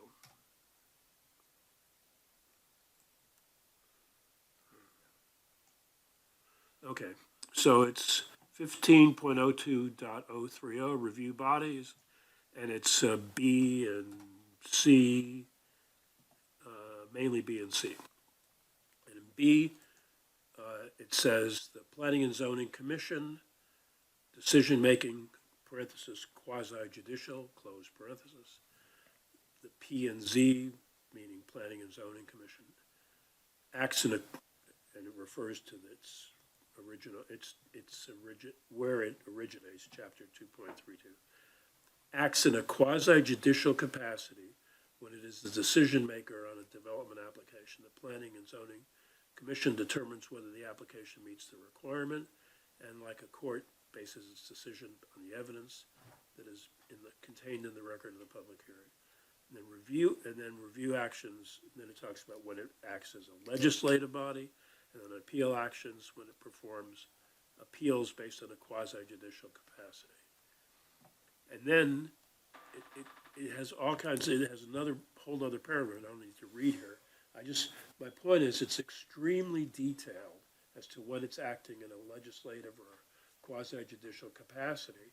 And I don't think I'm not sure we need all that. We might need all of it, but I think we definitely need to have an agenda item to discuss all of that. I don't think we should do this on the fly. This is a big deal. And it's something I've raised with staff, and that's going to happen, was going to happen later on the agenda, except it happened now, whether or not we're acting in a quasi-judicial capacity. I think we should see the opinion, not just hear it, of the city attorney, and then have a chance to review it, and then come back with our own views of whether or not we agree with that.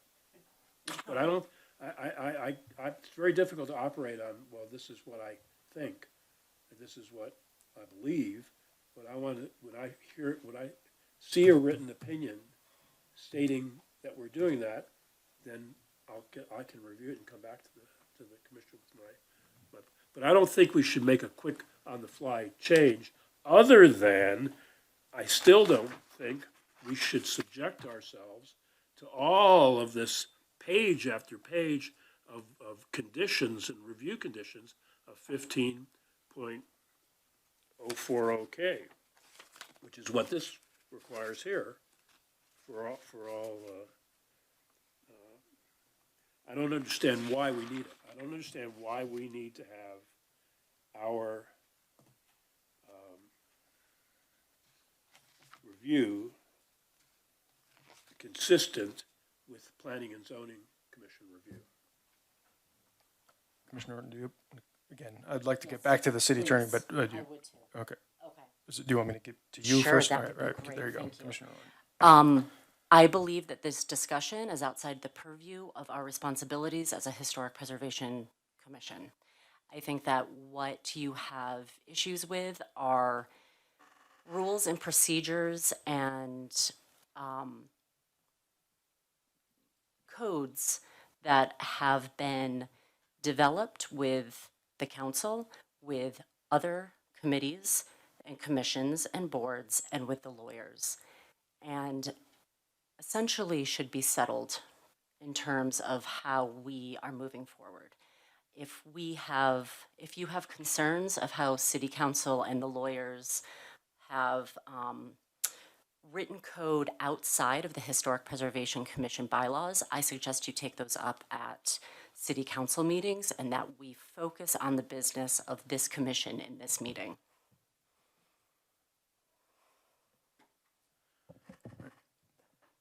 City attorney, you want to just give us hopefully a summary of why we need to have this section referenced in here? I feel like it would be a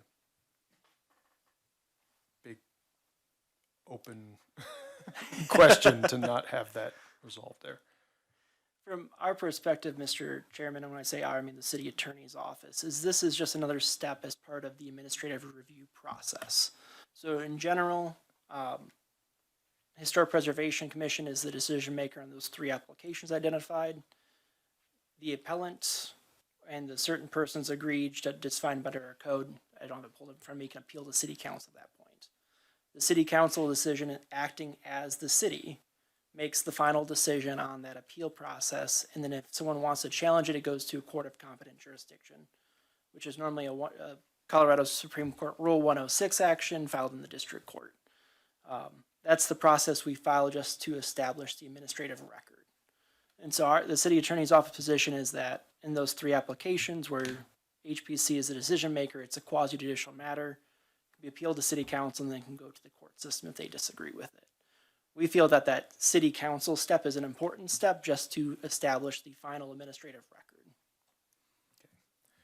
So personally, I am in favor if we have a lack of clarity in how that process is supposed to go or what that, a lack of clarity about what that process is, we ought to fix that, right? We ought to add something to make sure that it's clear beyond any question that that's the process.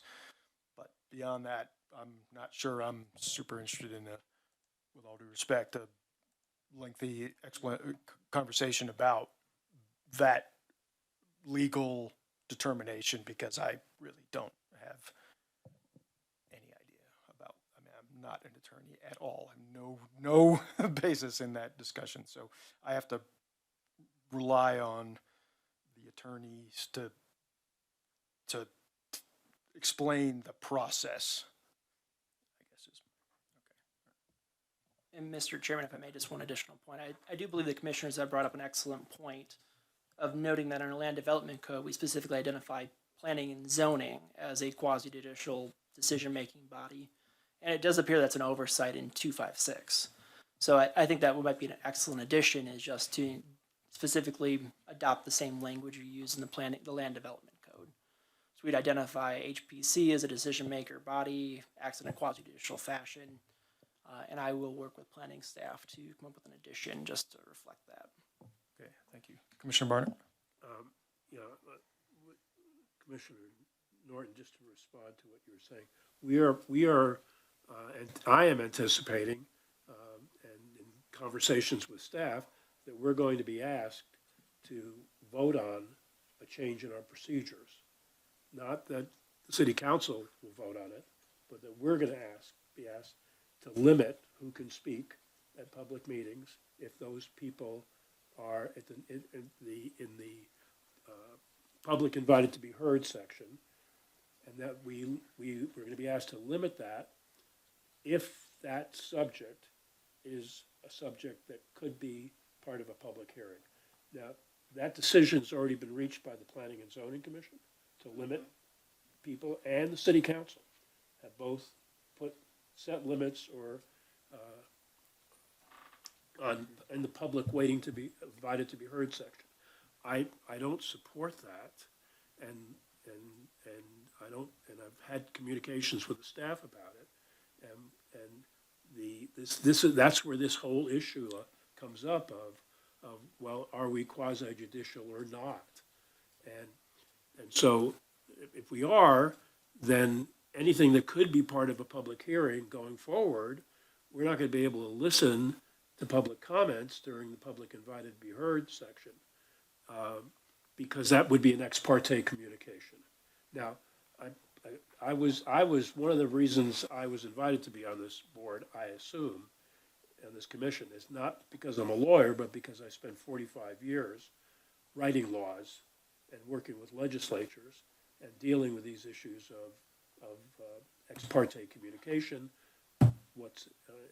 And my job as a deputy commissioner of the State Board of Insurance of Texas, we deal with these issues all the time. And this commission is the one who is responsible for determining what its rules are going to be for operation, and then the council approves those, but the council is not going to tell us, well, I mean, they could, but in the past, they haven't said, well, this is how you should operate them, this is how you should hear this, and this is how you do that. They want us to make those recommendations. So I think I guess I would say it's totally within our power, in my opinion, to have these discussions, and this is the time to do it while this stuff is on the table. Okay, let's see, Commissioner Norton, and then I'd like to get back to the code here. after Love this. Yes. to go back to the code. Yeah. Okay. Let's focus on what is on our agenda that could be brought up under a different agenda item. And I would prefer for us not to wring our hands and get into lengthy discussions about what we might be asked to do and wait until city council or staff actually does ask us to change our policies. Otherwise, this is a lengthy conversation that is useless to getting the business before us done. So I would really prefer that we focus on these 64 pages of amendments that we've been asking staff and that they have kindly done, and get this done, and then hopefully maybe we can all make it home for dinner before dark. With that in mind, let's get back to 256220, which is the maintenance requirements, and only a paragraph or two left.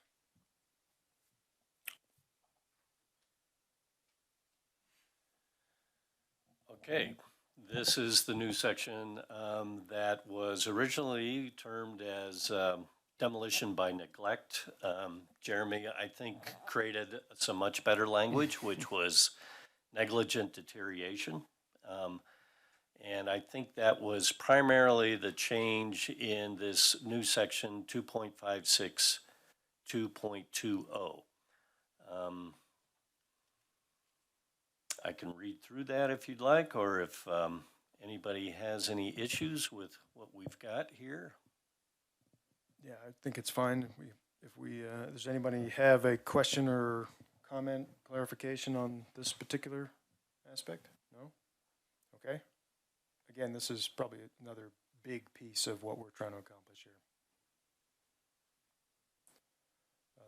So it seems like that's okay, and then we go to enforcement and penalty.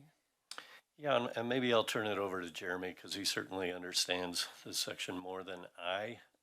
But this is where that one paragraph ended up.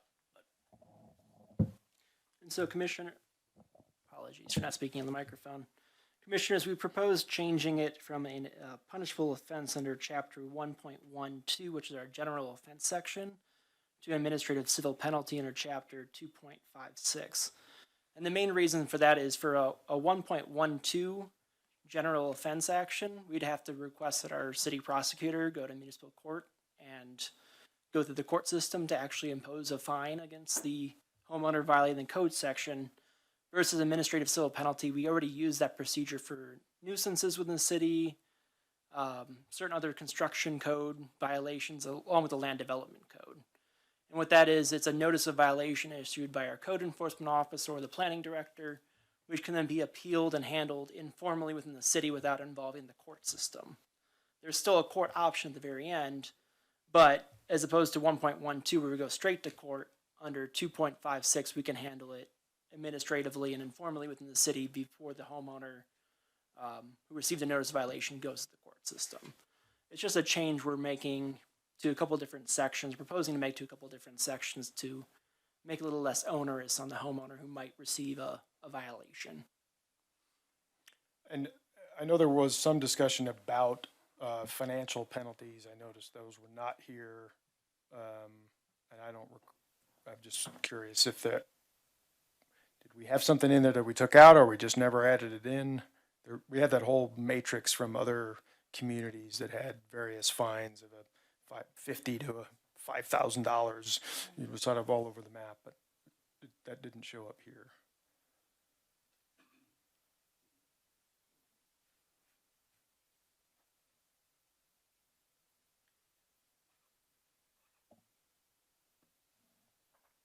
So under the general penalty, which is 1.12, the fine is up to $500 determined by the court. But instead our proposal is to go with the administrative civil penalty, which is under 297. I think I've been saying 2.94. Apologies if I said that. Under 2.97, the civil penalty for the first offense is $100, second offense is $200, third is $500. And for second and third offenses, those are within 12 consecutive months. So under... That's in a general section of the... Correct. That's our general administrative civil penalty. So the standard we're proposing to adopt versus the 1.12, which says the judge will define it up to $500. Here we're making it $100 for the first offense, then $200, then $500. And again, that's handled administratively first. And so if someone comes forward and says, hey, I wasn't intentionally neglecting my maintenance, city staff can handle that informally without involving the court system first. So the meat of the true penalty from the preservation standpoint is the moratorium on the permits. That's... The only thing I would add is second offense is if they don't do anything. So it's, it can be a cumulative fee, much greater than $500. But you're right. I mean, the other thing we added was no permits for a period of time. Right. It's coming up. Okay. Commissioner Fenster. Yes, I'm looking at subparagraph 2. I confess I don't understand it. It says will result, not may result. Yeah, 2. C2. 230 C2. Will result, not may result, but will result in a 2-year moratorium. Sure you want to do that? On all building permits for the structure. All building permits for the structure. There's no discretion allowed in there for either side. And where we're dealing with historic preservation, a 2-year moratorium may, under some circumstances, be contrary to everybody's interests. 2-year moratorium means 2-year moratorium. Well, this is for moving or demolishing a designated structure. But there, It's kind of a serious offense. It's Yes. not just removing a porch. I understand that. I'd certainly be happy to discuss with other commissioners. Commissioner Barnett. I was just looking briefly, but maybe you could tell me this concept of will result. It's not a legal term that I'm really familiar with.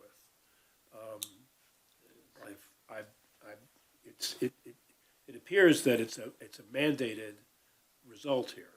So usually you say something shall occur, like a one-year moratorium on all building permits for subject property shall occur if alterations to the designated property are taken without an approved certificate. I mean, shall is the usual term of art that I'm familiar with.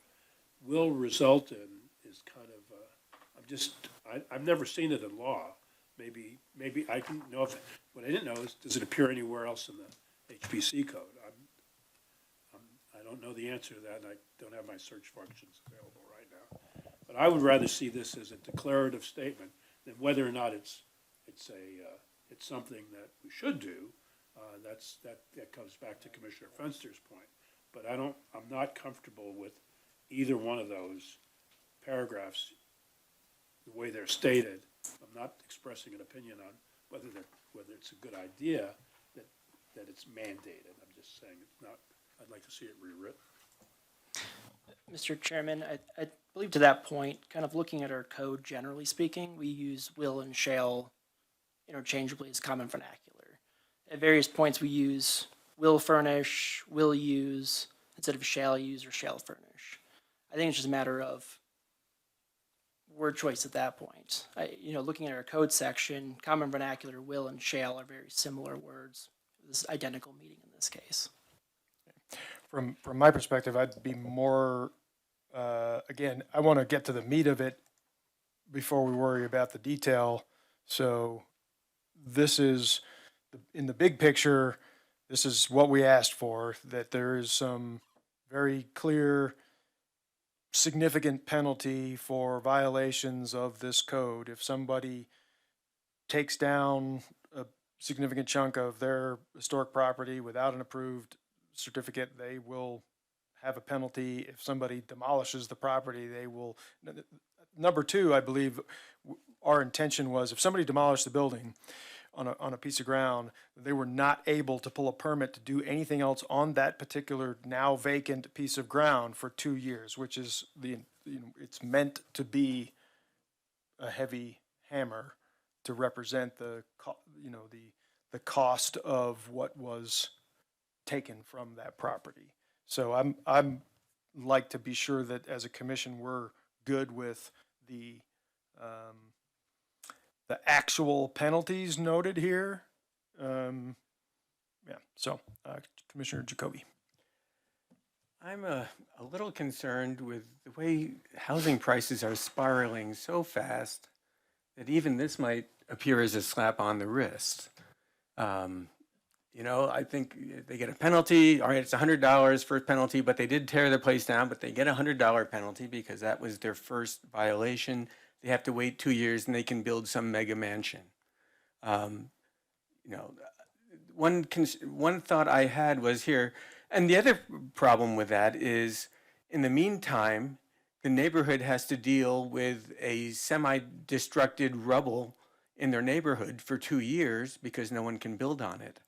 So one thought is, instead of saying result in a 2-year moratorium on all building permits for the structure, I would say result in 2 year or more, maybe a longer moratorium on all building permits for the demolishing owner of this structure.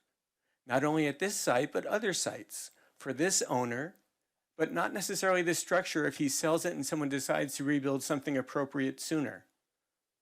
Because otherwise the neighborhood is faced with just this demolished building sitting in their neighborhood. And I think the individual who owns it, who's demolishing it, knows perfectly well what they're doing. I would make it a bigger penalty for them, a longer term at all sites if they own other properties, because this might be somebody who's doing other developments too. So I would make it for the owner of the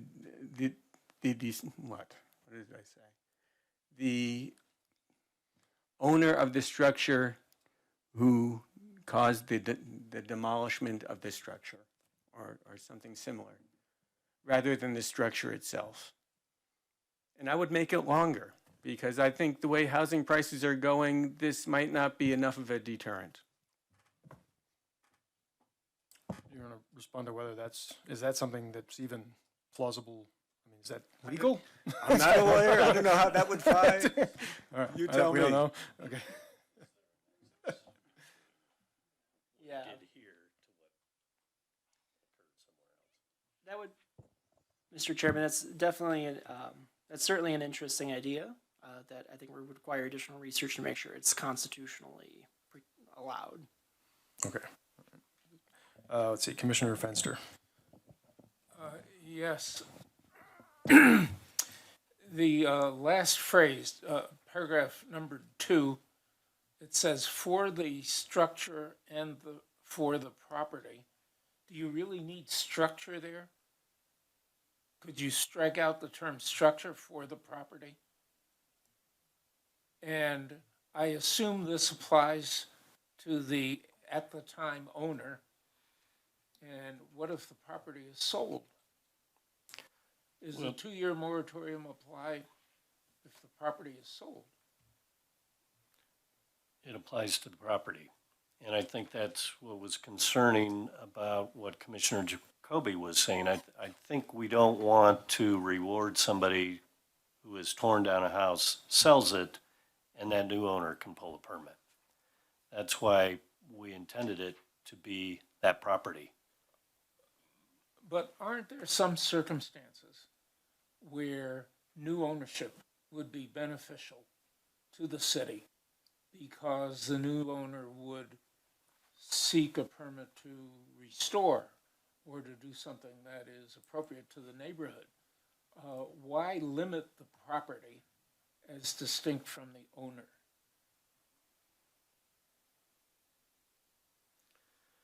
I guess that's the first part of the question is, I don't know that we can follow the owner to another piece of property and put the penalty on that property. No, but my point is, forget about the owner, he's gone. So We're talking about the property. What if a new owner comes along and wants to do something which we all agree is very beneficial for the property? The limitation that is put on here is a limitation on the property. Right.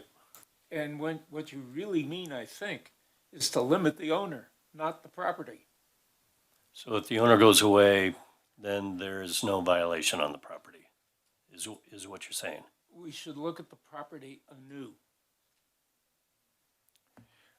I can understand the perspective, but I think the point of this is to make the penalty harsh enough that it would be a deterrent.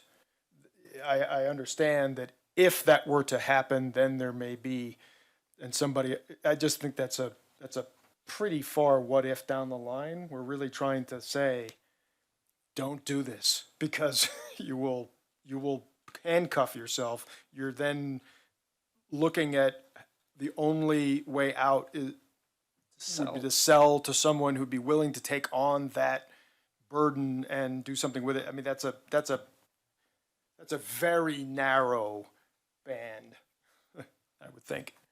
I'm Okay. not sure. Let's see, Commissioner Jacoby. Just thinking about unintended consequences. What if a builder and his brother decided, hey, let's take this place out. The one guy gets his $100 penalty.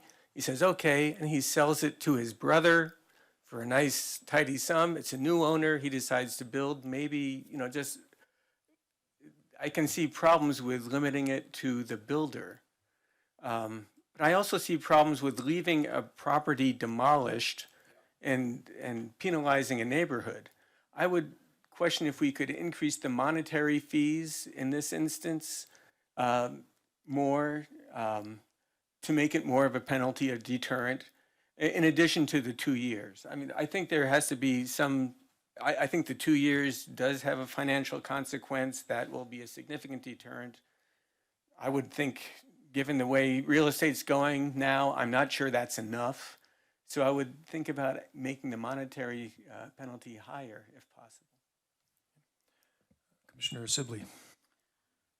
Yeah, I feel like we've kind of bypassed what I was going to comment on, but somebody had asked about the permits for the structure, whether that was needed along with the property permits. And I just wanted to point out that you don't have to tear down the whole building to need a new permit. So if you just tore off the back third, that could conceivably be empty or whatever. So anyways, that was the only point I wanted to make, not to discredit any of the others, so.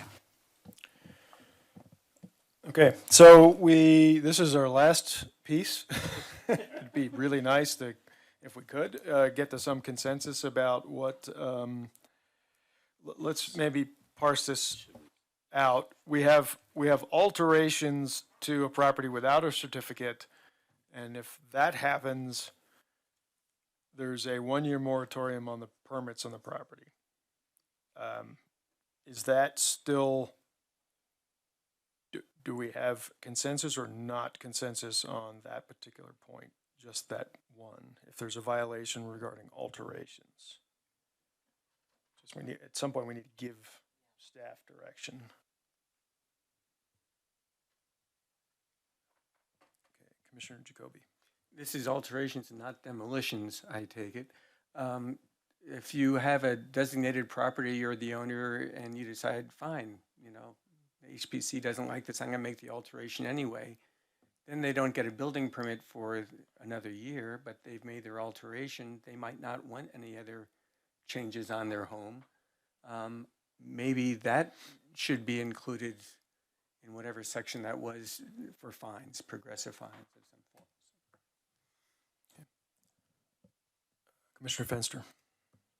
I want to suggest that we reconsider the phrase "will result in a 2-year moratorium on all building permits for the structure and the property," because that phrase, set of phrases, pair of phrases, doesn't identify an owner. It identifies the property. And I don't think we have all thought through all of the consequences of putting a 2-year moratorium on both the structure and the property. And I think that needs some further thought. To go back to this, I mean, a lot of this was based on that survey that I think Brian did way back of the 10 different communities in the area and their associated penalties and fees. You recall what I'm talking about? I do. Okay. I don't think this was a part of that. Okay. I think this is actually language that came out of our first draft that included the historic preservation overlay that our hired attorneys Okay. put together. I can find that table and pull it up. No, it's fine. I was just trying to go back and see what other jurisdictions are, just to compare again to other jurisdictions, if we're generally consistent with other jurisdictions, maybe there's value in that. Correct, and this did come from other jurisdictions. It wasn't just created for Longmont. So very similar language in other codes. And I guess just to point out, we certainly want to get it right, but at the same time, we have essentially nothing in place now, which is sort of the point of trying to push this. So I'm not suggesting that we absolutely have to all agree today or it's over, but I do want to get to a point where we give staff direction and we move this thing forward. Okay. Let's see. One more. Commissioner Barnett. I'm trying to understand why staff put C where they did in the appeals section. The appeals section says when you can appeal and when you can't. Some decisions are final, others can be appealed. And then we go to a violation of 2.56. So what exactly, how does that finding It's- occur? It's not in the appeals section. It's in its own section. Okay. Appeals are 256-210, And my pages got confused. and this is 256-2. Well, I don't know. It says 243, I think is what the intention is. So now we're it's talking not about, in the appeals. it's 2.6.243? Enforcement and penalties? Right, it's its own section. Okay, so it's no person shall violate violations. So first of all, you're not allowed to violate, period, right? You're not allowed to violate the section. I mean, that's. Right.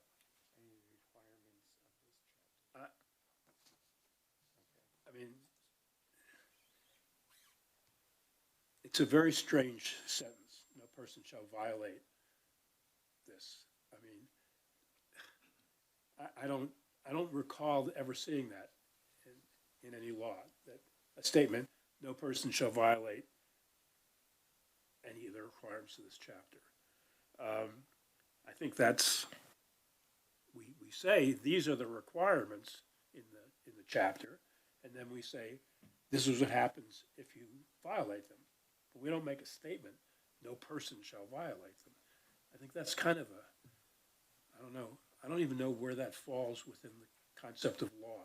Okay, that's number one. Number two, okay, I understand this is what says, this is a violation, and this is what happens when you violate.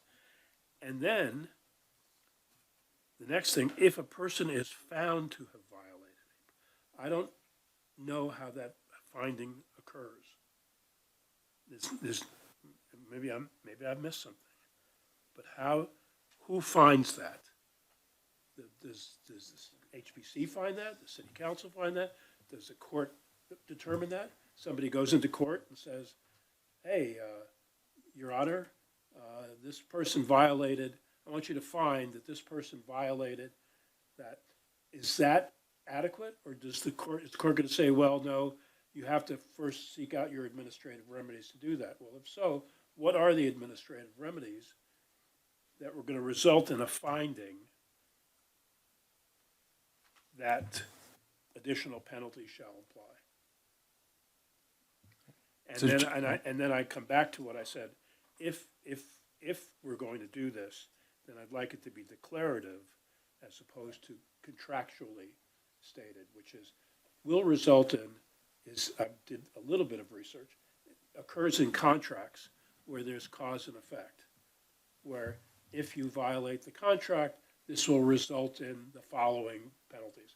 If you violate the law, this will result in the so it's the only place will result appears in HPC is under certificates of hardship. There's no other section that I found in the search of the code that appears, the words will result appear in HPC code, how it appears somewhere else.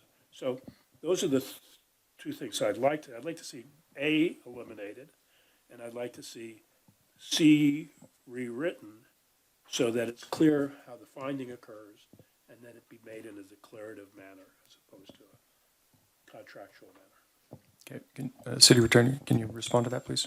Thank you, Mr. Chairman. Just to address a couple of those points. So the unlawful portion in subsection A is actually a quote, is nearly identical from our land development code. So under section 1509.030, titled violations, the paragraph starts off, is unlawful for any person to violate any provision of this development code. So that's where that section came from. It's just consistency with the rest of our code sections. I know in our nuisances section, under section 904, we also use similar language saying it's unlawful to violate any provision of 9.04 of our code. Full stop.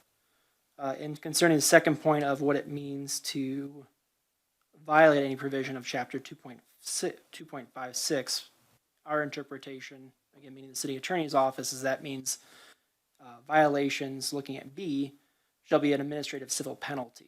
So the administrative civil penalty determines whether or not a violation has occurred.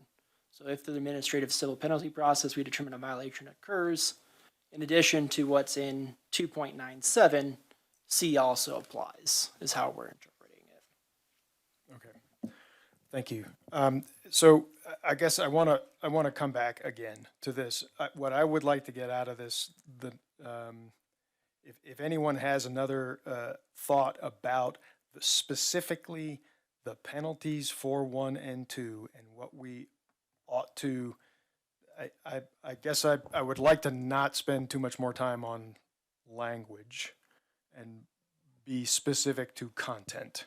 So content, alterations, and what those penalties ought to be.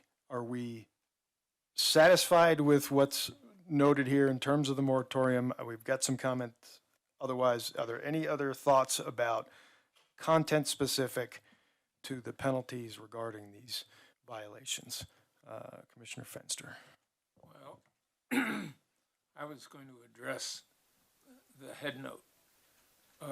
There's nothing in this subsection about enforcement. So the use of the term enforcement in the head note, probably not appropriate. It is my view, based on my experience, having nothing to do with architecture, but 60 years of practicing law, that this subsection needs to be rewritten. Subsection A is unnecessary. Subsection B needs to be rewritten. We've talked about the paragraphs 1 and 2 under subsection C. That needs to be rewritten. I'll stop there, but based on my experience, this final provision needs a rewrite. Commissioner Fenster. I'm sorry, Commissioner Barnett. Left instead I'm of playing right. tennis. Left instead of right. Feel like I'm a tennis Commissioner judge at the left. moment. On specifically with respect to your request. Thank you. So for substance, I want to follow on to something that Commissioner Fenster said. And that is whether or not we're putting an undue burden on the real estate as opposed to the person. For instance, somebody goes in and violates, does something bad. We won't get into what he does. Whatever it does, it falls under the subsection C. And he says, okay, that's it. I'm moving to Johnstown. And I'm selling the property to Doug Barnard. Okay. Doug Barnard hasn't done anything bad. He's now got a property. Why should the new person have the burden of the bad deed caused by the previous owner? I don't see first of all, I don't think that's due process. Property encumbrance. And, It's property encumbrance. If there's a lien on a property, it has to be dealt with. It's similar to.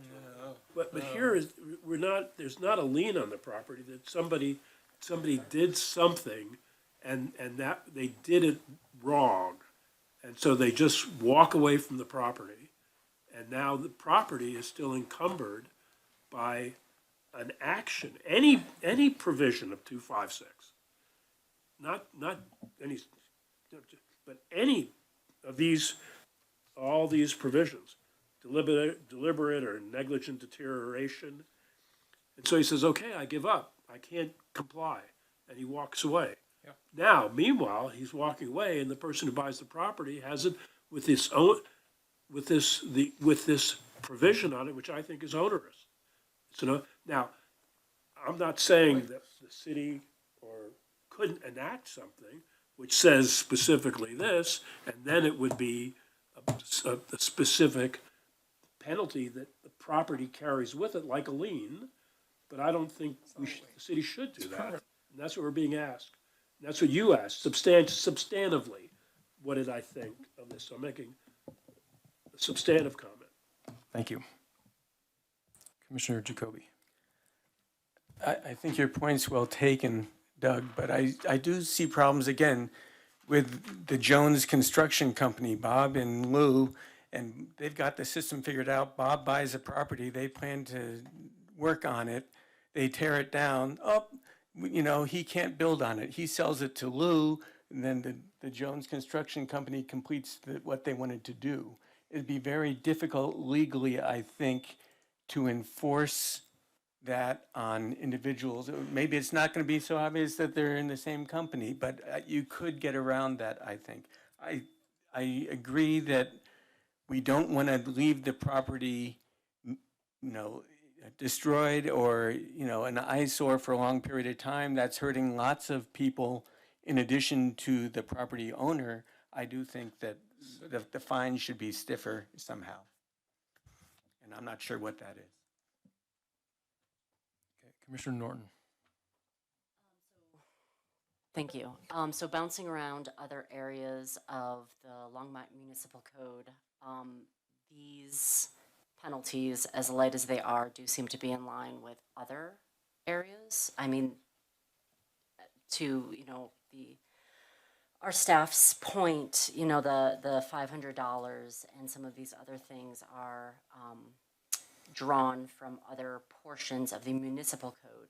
But one thing I'm seeing that might give us more flexibility on a case-by-case basis is that in a lot of these other sections, I am seeing the city attorney may also seek an appropriate remedy for damages, or language that the city attorney can take it further than just the administrative action.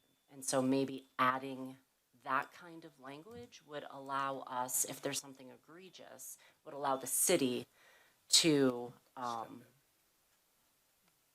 do additional penalties for people who are just like so outside. I don't know, they bulldozed the Callahan house to put up a Voodoo Donuts. I don't know. Would that help us kind of navigate this want for a greater penalty, but also having issues with, what that actually looks like legally, constitutionally, equitably? Thank you. Commissioner Barnett, did you have more comment? Yes. The first, Commissioner Jacoby's comment, I think that's a valid concern, but I think it's addressed in the code because even if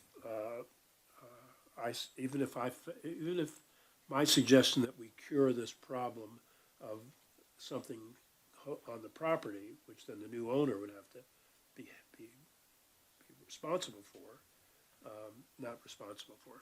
have to deal with this 2-year moratorium or 1-year moratorium. Even if we did that and the new owner came in, he doesn't automatically get to start doing anything. He still has to apply to us for permission to do these things. And if we are, if we think that first of all, if we think that he's doing it in a proper way, we'll approve it. If we think we're doing it in an improper way, we'll disapprove. And if he goes ahead and does it again, if company B, who is a friend of company A, does that, then once again, they're going to be subject to enforcement by the various methods of enforcement. With respect to Commissioner Norton's comment, I think D accomplishes what you were talking about, because it says that the city can pretty much do anything that it wants to in order to injunctive, appropriate, equitable relief through any court, whatever. It can slap the hammer down pretty heavily if the city wants to do that. Okay, yeah, thank you. That's a good point on D. So let me ask a question of staff, not sure who. With respect to these moratoriums, I guess maybe even more particularly, well, either of them, is there a way to cleanly clarify, let's just say an example of somebody does tear something down, the neighborhood's got a demolished house, the property owner sells, somebody's actually willing to buy the property, and they come in with a plan to say, look, I know this happened, this is a tragedy, I'm trying to fix it. I have a plan to rebuild the old house, right? And I want to absolutely reconstruct in a historic manner the damaged property. But now I got a 2-year moratorium. Is there a way to get that waived? So is there a process to handle that under that circumstance? Or if not, is there a way to tweak the language that's in here to keep that door open for a possibility similar to it?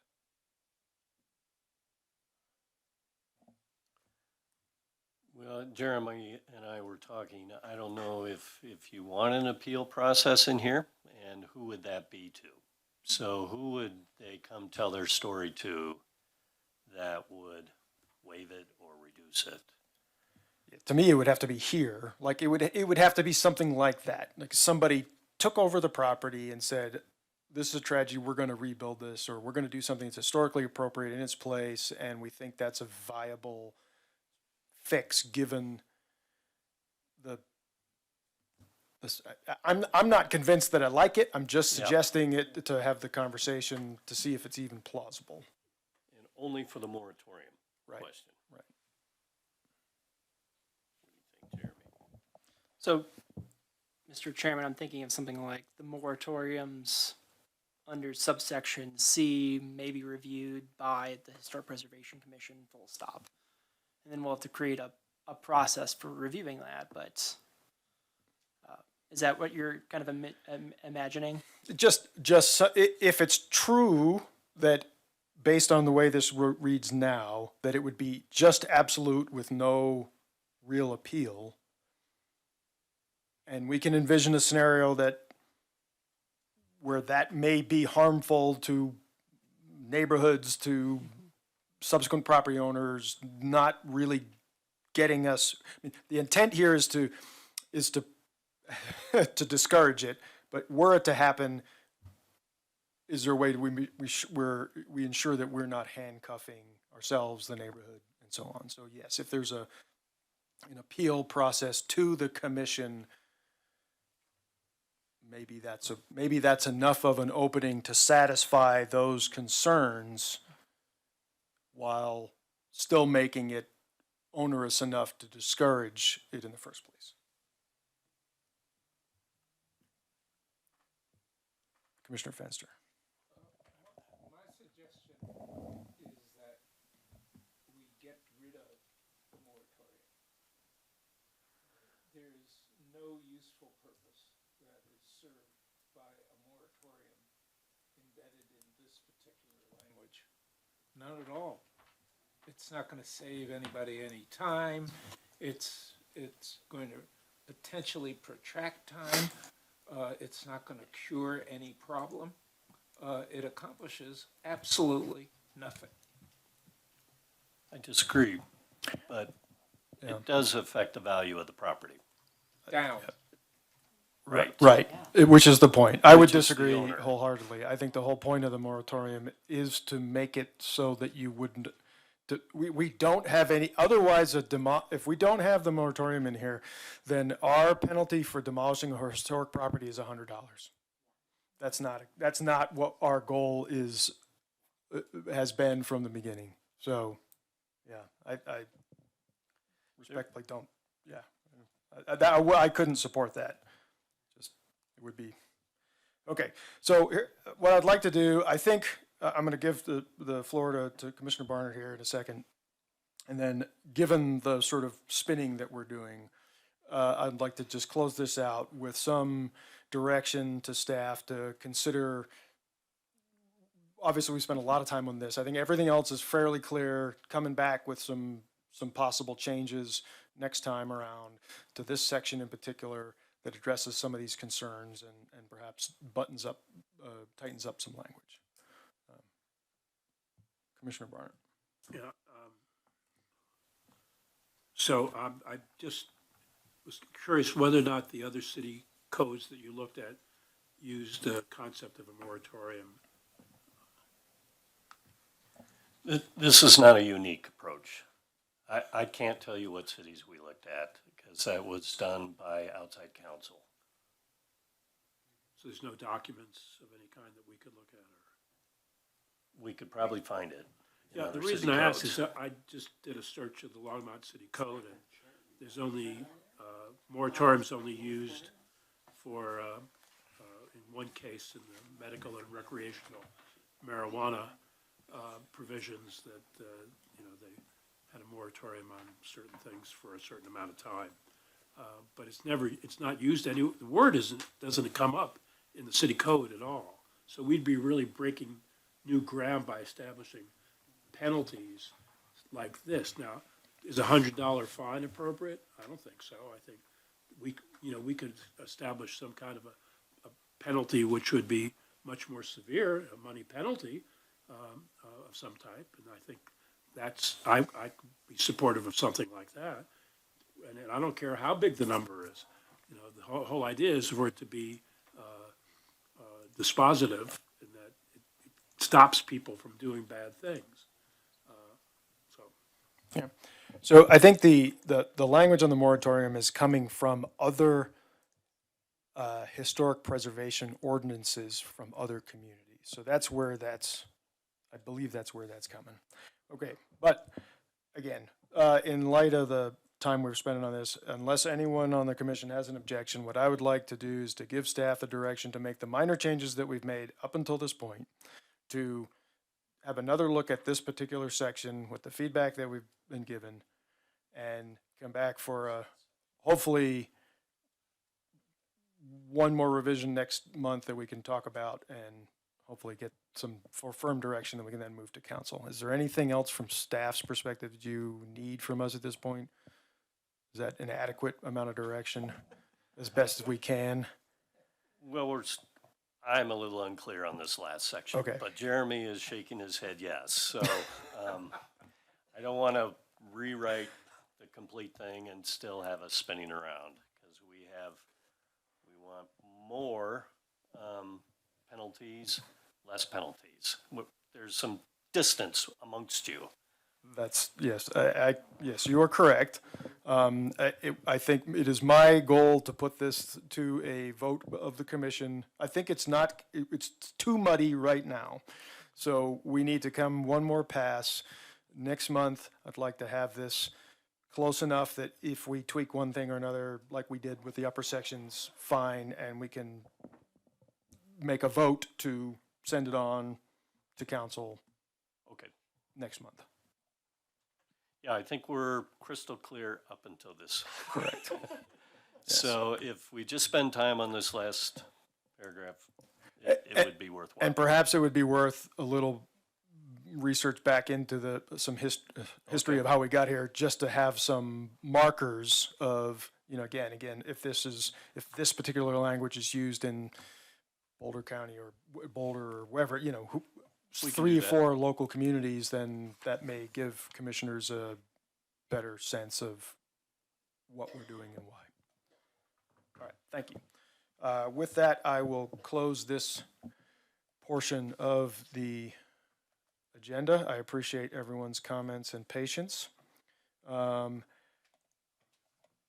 The next thing we have on the agenda is a discussion of quasi-judicial decisions and commission bylaws. Now, I feel like we covered that.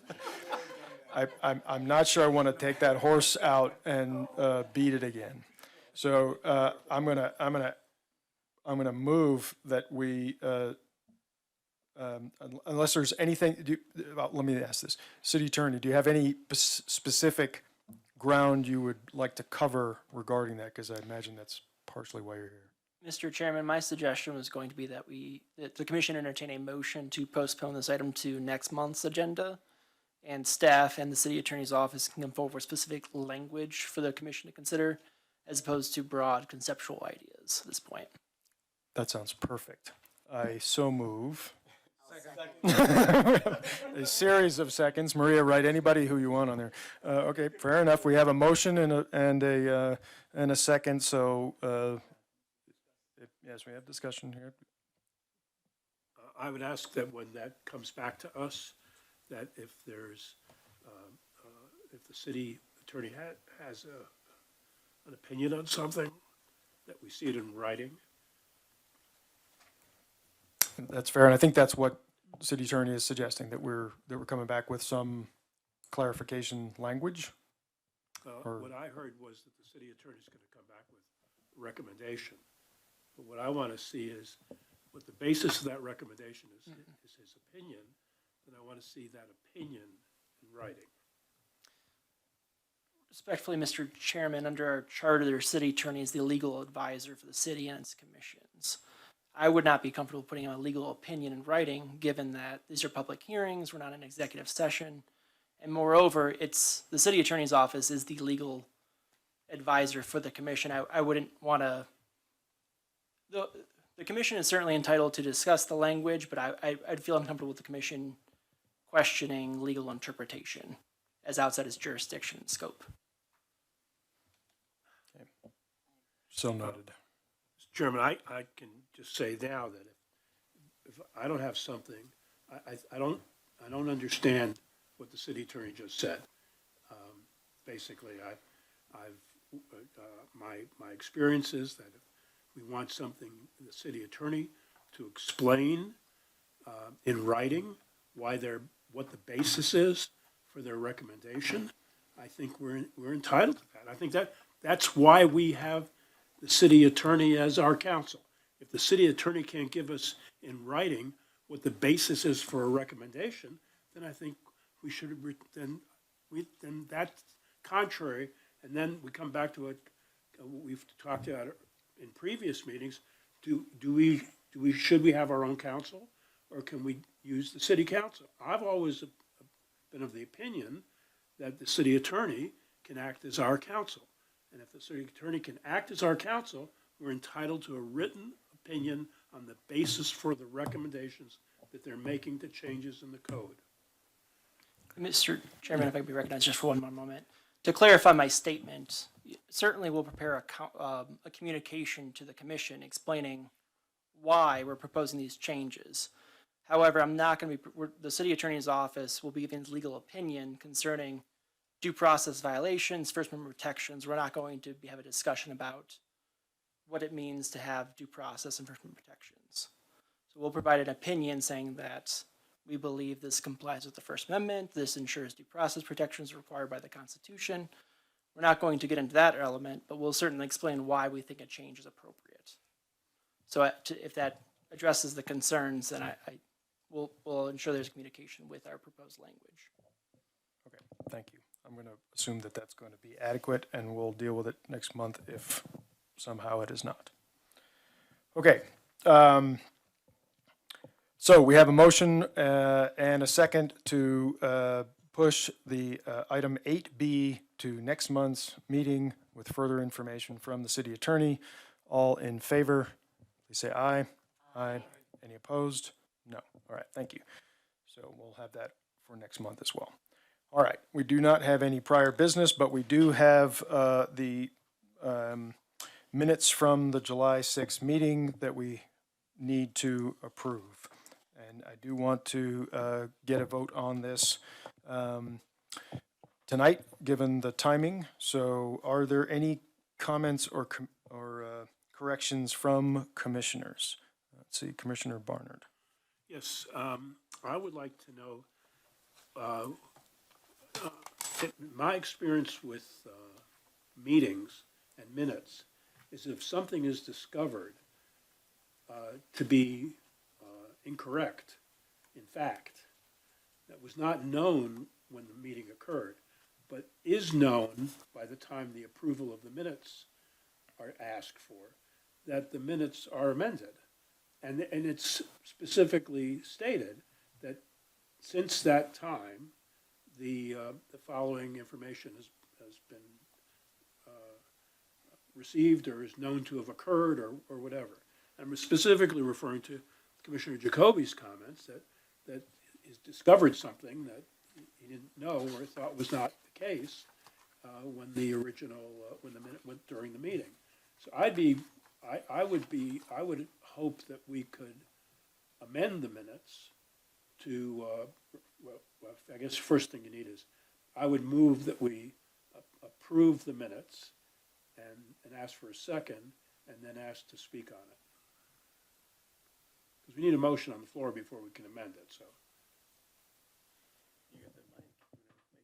So I would move that we approve the minutes. Okay, we have, all right, we have a motion from Commissioner Barnard and a second from Commissioner Norton on the minutes, and now we'll open it up for discussion. Okay, so I would move that the minutes be amended, and I'd ask Commissioner Jacoby to state what I've been saying in clearer language, that something, to state that the single pane versus double pane, and figure out the wording of that. I don't know if we have to figure out all the wording of it right now. We could work with Marie on that going forward, but at least get the idea into the minutes. Okay, I'll give you the floor in a second here, but I'd like to ask just a question. Are we 100% sure that I think your sentence is referring to, or your comments referring to the public hearing and the testimony given by Mr. Kyle Schultz, and the first sentence of that says that Kyle lives across the street and they have an equally old home with double pane windows. Are we sure that that's what he said? I am sure. Okay, It was all in right. the transcript. It was in the transcript. Okay, thank Yeah. you. All right, thank you. I just wanted to double check that before we spend any time talking about it. All right, Commissioner Jacoby. Getting to Mr. Barnard's point, yes, I know that the home that Kyle lives in is historically designated. It's across the street from the applicant's house, which is also designated. He did say that he had double pane windows, which, again, I know the neighborhood pretty well. I was surprised at that, and I went back and looked. And he does have double pane windows in the kitchen addition that was added onto his house. And there are the original single pane windows in the rest of the house. And I think that should be reflected in the minutes, because the way he presented it was that this is not uncommon or a precedent. And I think the precedent stands that we try to maintain the windows and historical windows if they're repairable.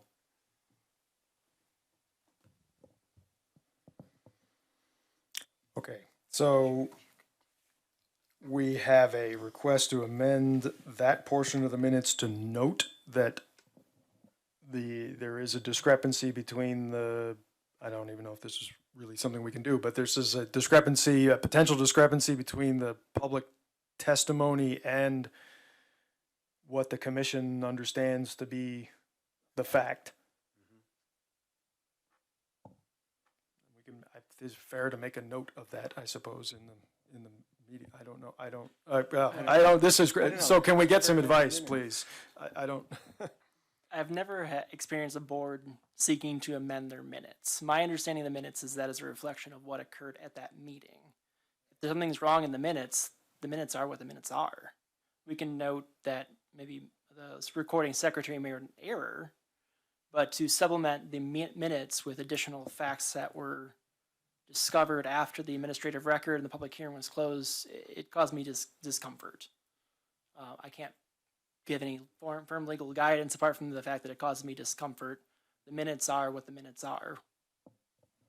Okay, thank you. And we have established that the recording secretary did, in fact, double check this and get this correct. So, Commissioner Norton. First of all, we have a motion that didn't include an amendment, so that needs to be voted on as point of order. But can we vote to accept these, and then can we make a recommendation to staff to take that additional information to council in the meeting? In whatever hearing that you all, in the packet that you are preparing for council for the appeal. Could we make that recommendation to get this new information into the record? Mr. Chairman, to Commissioner Norton's point, I believe that is the appropriate course of action, given that under the appeal process to City Council has the discretion to augment the record. So staff can propose an augmentation to the record to note Commissioner Jacoby's point. So I think that would be the appropriate course of action versus amending the minutes, and I appreciate the Commissioner's suggestion. Thank you. Then can we vote and then I'll make a motion to make a recommendation? I do have one more comment here, but yeah, Okay. that's my intent to get to. Thank you for that. That helps a lot. Commissioner Yeah, Barnett. just a question of, since the point of order was raised, I just want to, the motion to approve the minutes is made and was seconded. And then, at that point, any amendments can be considered. If amendments are proposed, then they're voted on first, and then if adopted, then the motion is voted, you ask for a vote as amended. So I think that's the right order that we're doing things in. I don't think there's a issue here with order. My reason for raising this at all was that at the beginning of the meeting, we were told that nothing could be added to the record, and that it was only going to be that. We couldn't even come and testify, which I'm not sure I agree with, but that's what was said by the city attorney. So if the city attorney is now saying that we could either make an observation that we would ask the city council to consider as part of during their hearing, or something to that effect, that's fine. That's then my motion to amend the minutes that I would make wouldn't be necessary, but I just want to be clear why I was even thinking of amending the minutes to do this. Okay. So we have a motion and a second to approve the minutes. We have no formal amendments at this point. So unless there are any amendments, I would call for a vote on the approval of the minutes. Okay, yeah. Before I vote, I want to know if the city staff is telling us that if we make some comment or observation, that will be included somehow in I think you said augmented comment to the city council. If it isn't, then I want to amend the minutes. So. So what I heard was that we ought not to amend the minutes, that we ought to, unless there's a correction needed here, then we would approve the minutes, and then I can have it as part of. We have comments from HPC commissioners. You can provide your comments at that time, and that those can be directed to staff with respect to that augmenting the record. I appreciate what the city attorney has told us, but I think my experience with minutes is that you can footnote them, you can add information, especially if you know that the minutes are expressing something which is not accurate. And since this is going to be the piece of the record, then if it's not going to be accurate, then I think we should do that. If that needs a motion to do that, I'm willing to make that motion. But I don't think we need to go through that. If the city attorney can say that they can augment the record by something we might state later, which indicates that the statement wasn't true. And I'm not getting a clear signal that this concept of augmentation is going to be something the city staff is willing to do, and if they're not, then I want to amend the motion. Okay. Staff, can you confirm that comments made directly specific to augmenting the record with regard to last month's hearing can be considered outside of this amendment, outside of the approval of the minutes? Under the appeal process, again, to city council, there can be requests to augment the record with new evidence. And that's at city council's discretion to consider it. So to clarify, if a request to augment with additional evidence is made to city staff, they can request that city council consider it, but we can't ensure that city council will consider it because it's at their discretion. My position, the city attorney's office position, is the administrative record is already closed, so we shouldn't be supplementing the past meeting. If there's additional evidence that we'd like to have city council consider, if Historic Preservation Commission would like to ask that staff augment or make a request to augment with additional evidence to city council, that can be appropriate. So so what I'm seeing here is, this is the record, this is what the person said. We're not going to change that because it would be inappropriate. It's not the same thing as I said something and it didn't get recorded correctly and it needs to be corrected. So I am going to call for a vote on the approval of the minutes, and we'll move into the last phase after that. So, all those in favor of approving the, let me get the date again, July 6th meeting minutes of the Historic Preservation Commission, please say aye. Aye. Any opposed? None. Okay. The minutes are approved, and we will move into comments from HPC commissioners, and I'm just going to make this easy and go down the line here, just so that this is orderly and I remember who's spoken and who hasn't. So, Commissioner Sibley, do you have anything you'd like to add?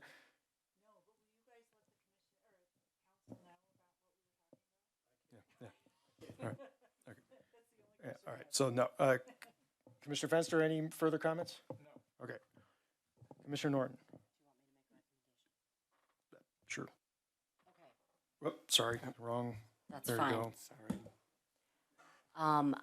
I make a motion that we recommend that staff brings the information that Commissioner Jacoby observed about Mr. Schutz's house at 601 Collier Street to council to augment the appeal file that you are creating.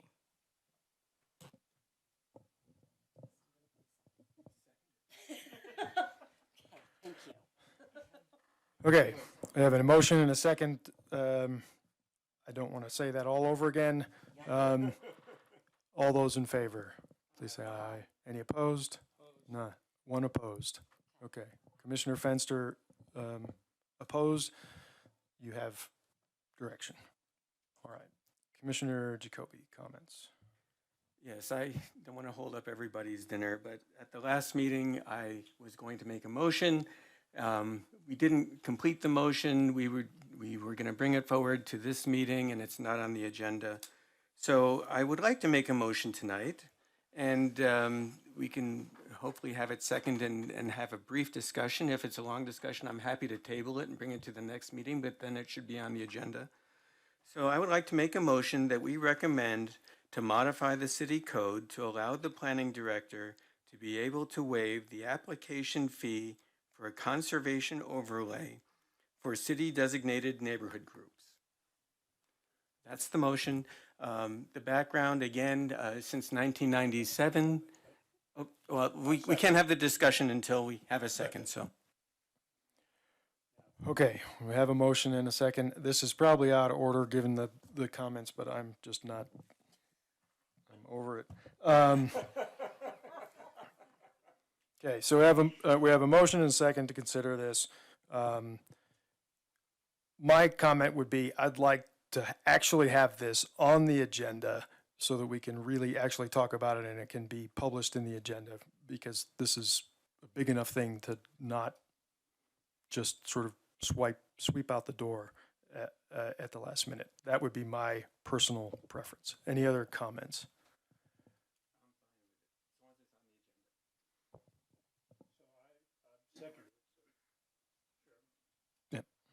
I move that this discussion be postponed to the next meeting. Okay. Second.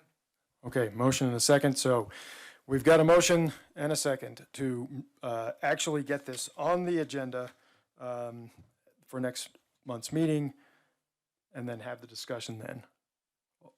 Any further discussion on that? Seeing none, I'll call for a vote. All those in favor? Aye. Any opposed? None. Okay, so let's please get that on the, I think that shouldn't be a huge time. Was there direction last month? We did have it, yeah, we did actually, it's actually in the minutes that we have, I suggested that it get put on the agenda. It's in there at the end. Okay. If you read the end of the minutes, yeah, so Commissioner Jacoby made a motion to modify the city code as he just described. It's right at the very end. I suggested we get put on the agenda and we had a little further discussion about it. But, Oh, so I'm it's sorry. on there. Let's get it on the agenda next week, next month. Okay, perfect. Thank you. Thank you. And Commissioner Barr, any further comments? No? Okay, okay. Beat him to it. I move we adjourn. Okay, no, we cannot do that. We are not there yet. You don't Sorry, that is actually out of order. Okay, seeing no further comments from the HPC commissioners, we have comment from our city council representative. Okay. Now, Commissioner Jacoby. All those in favor? Aye, we are adjourned. Thank you.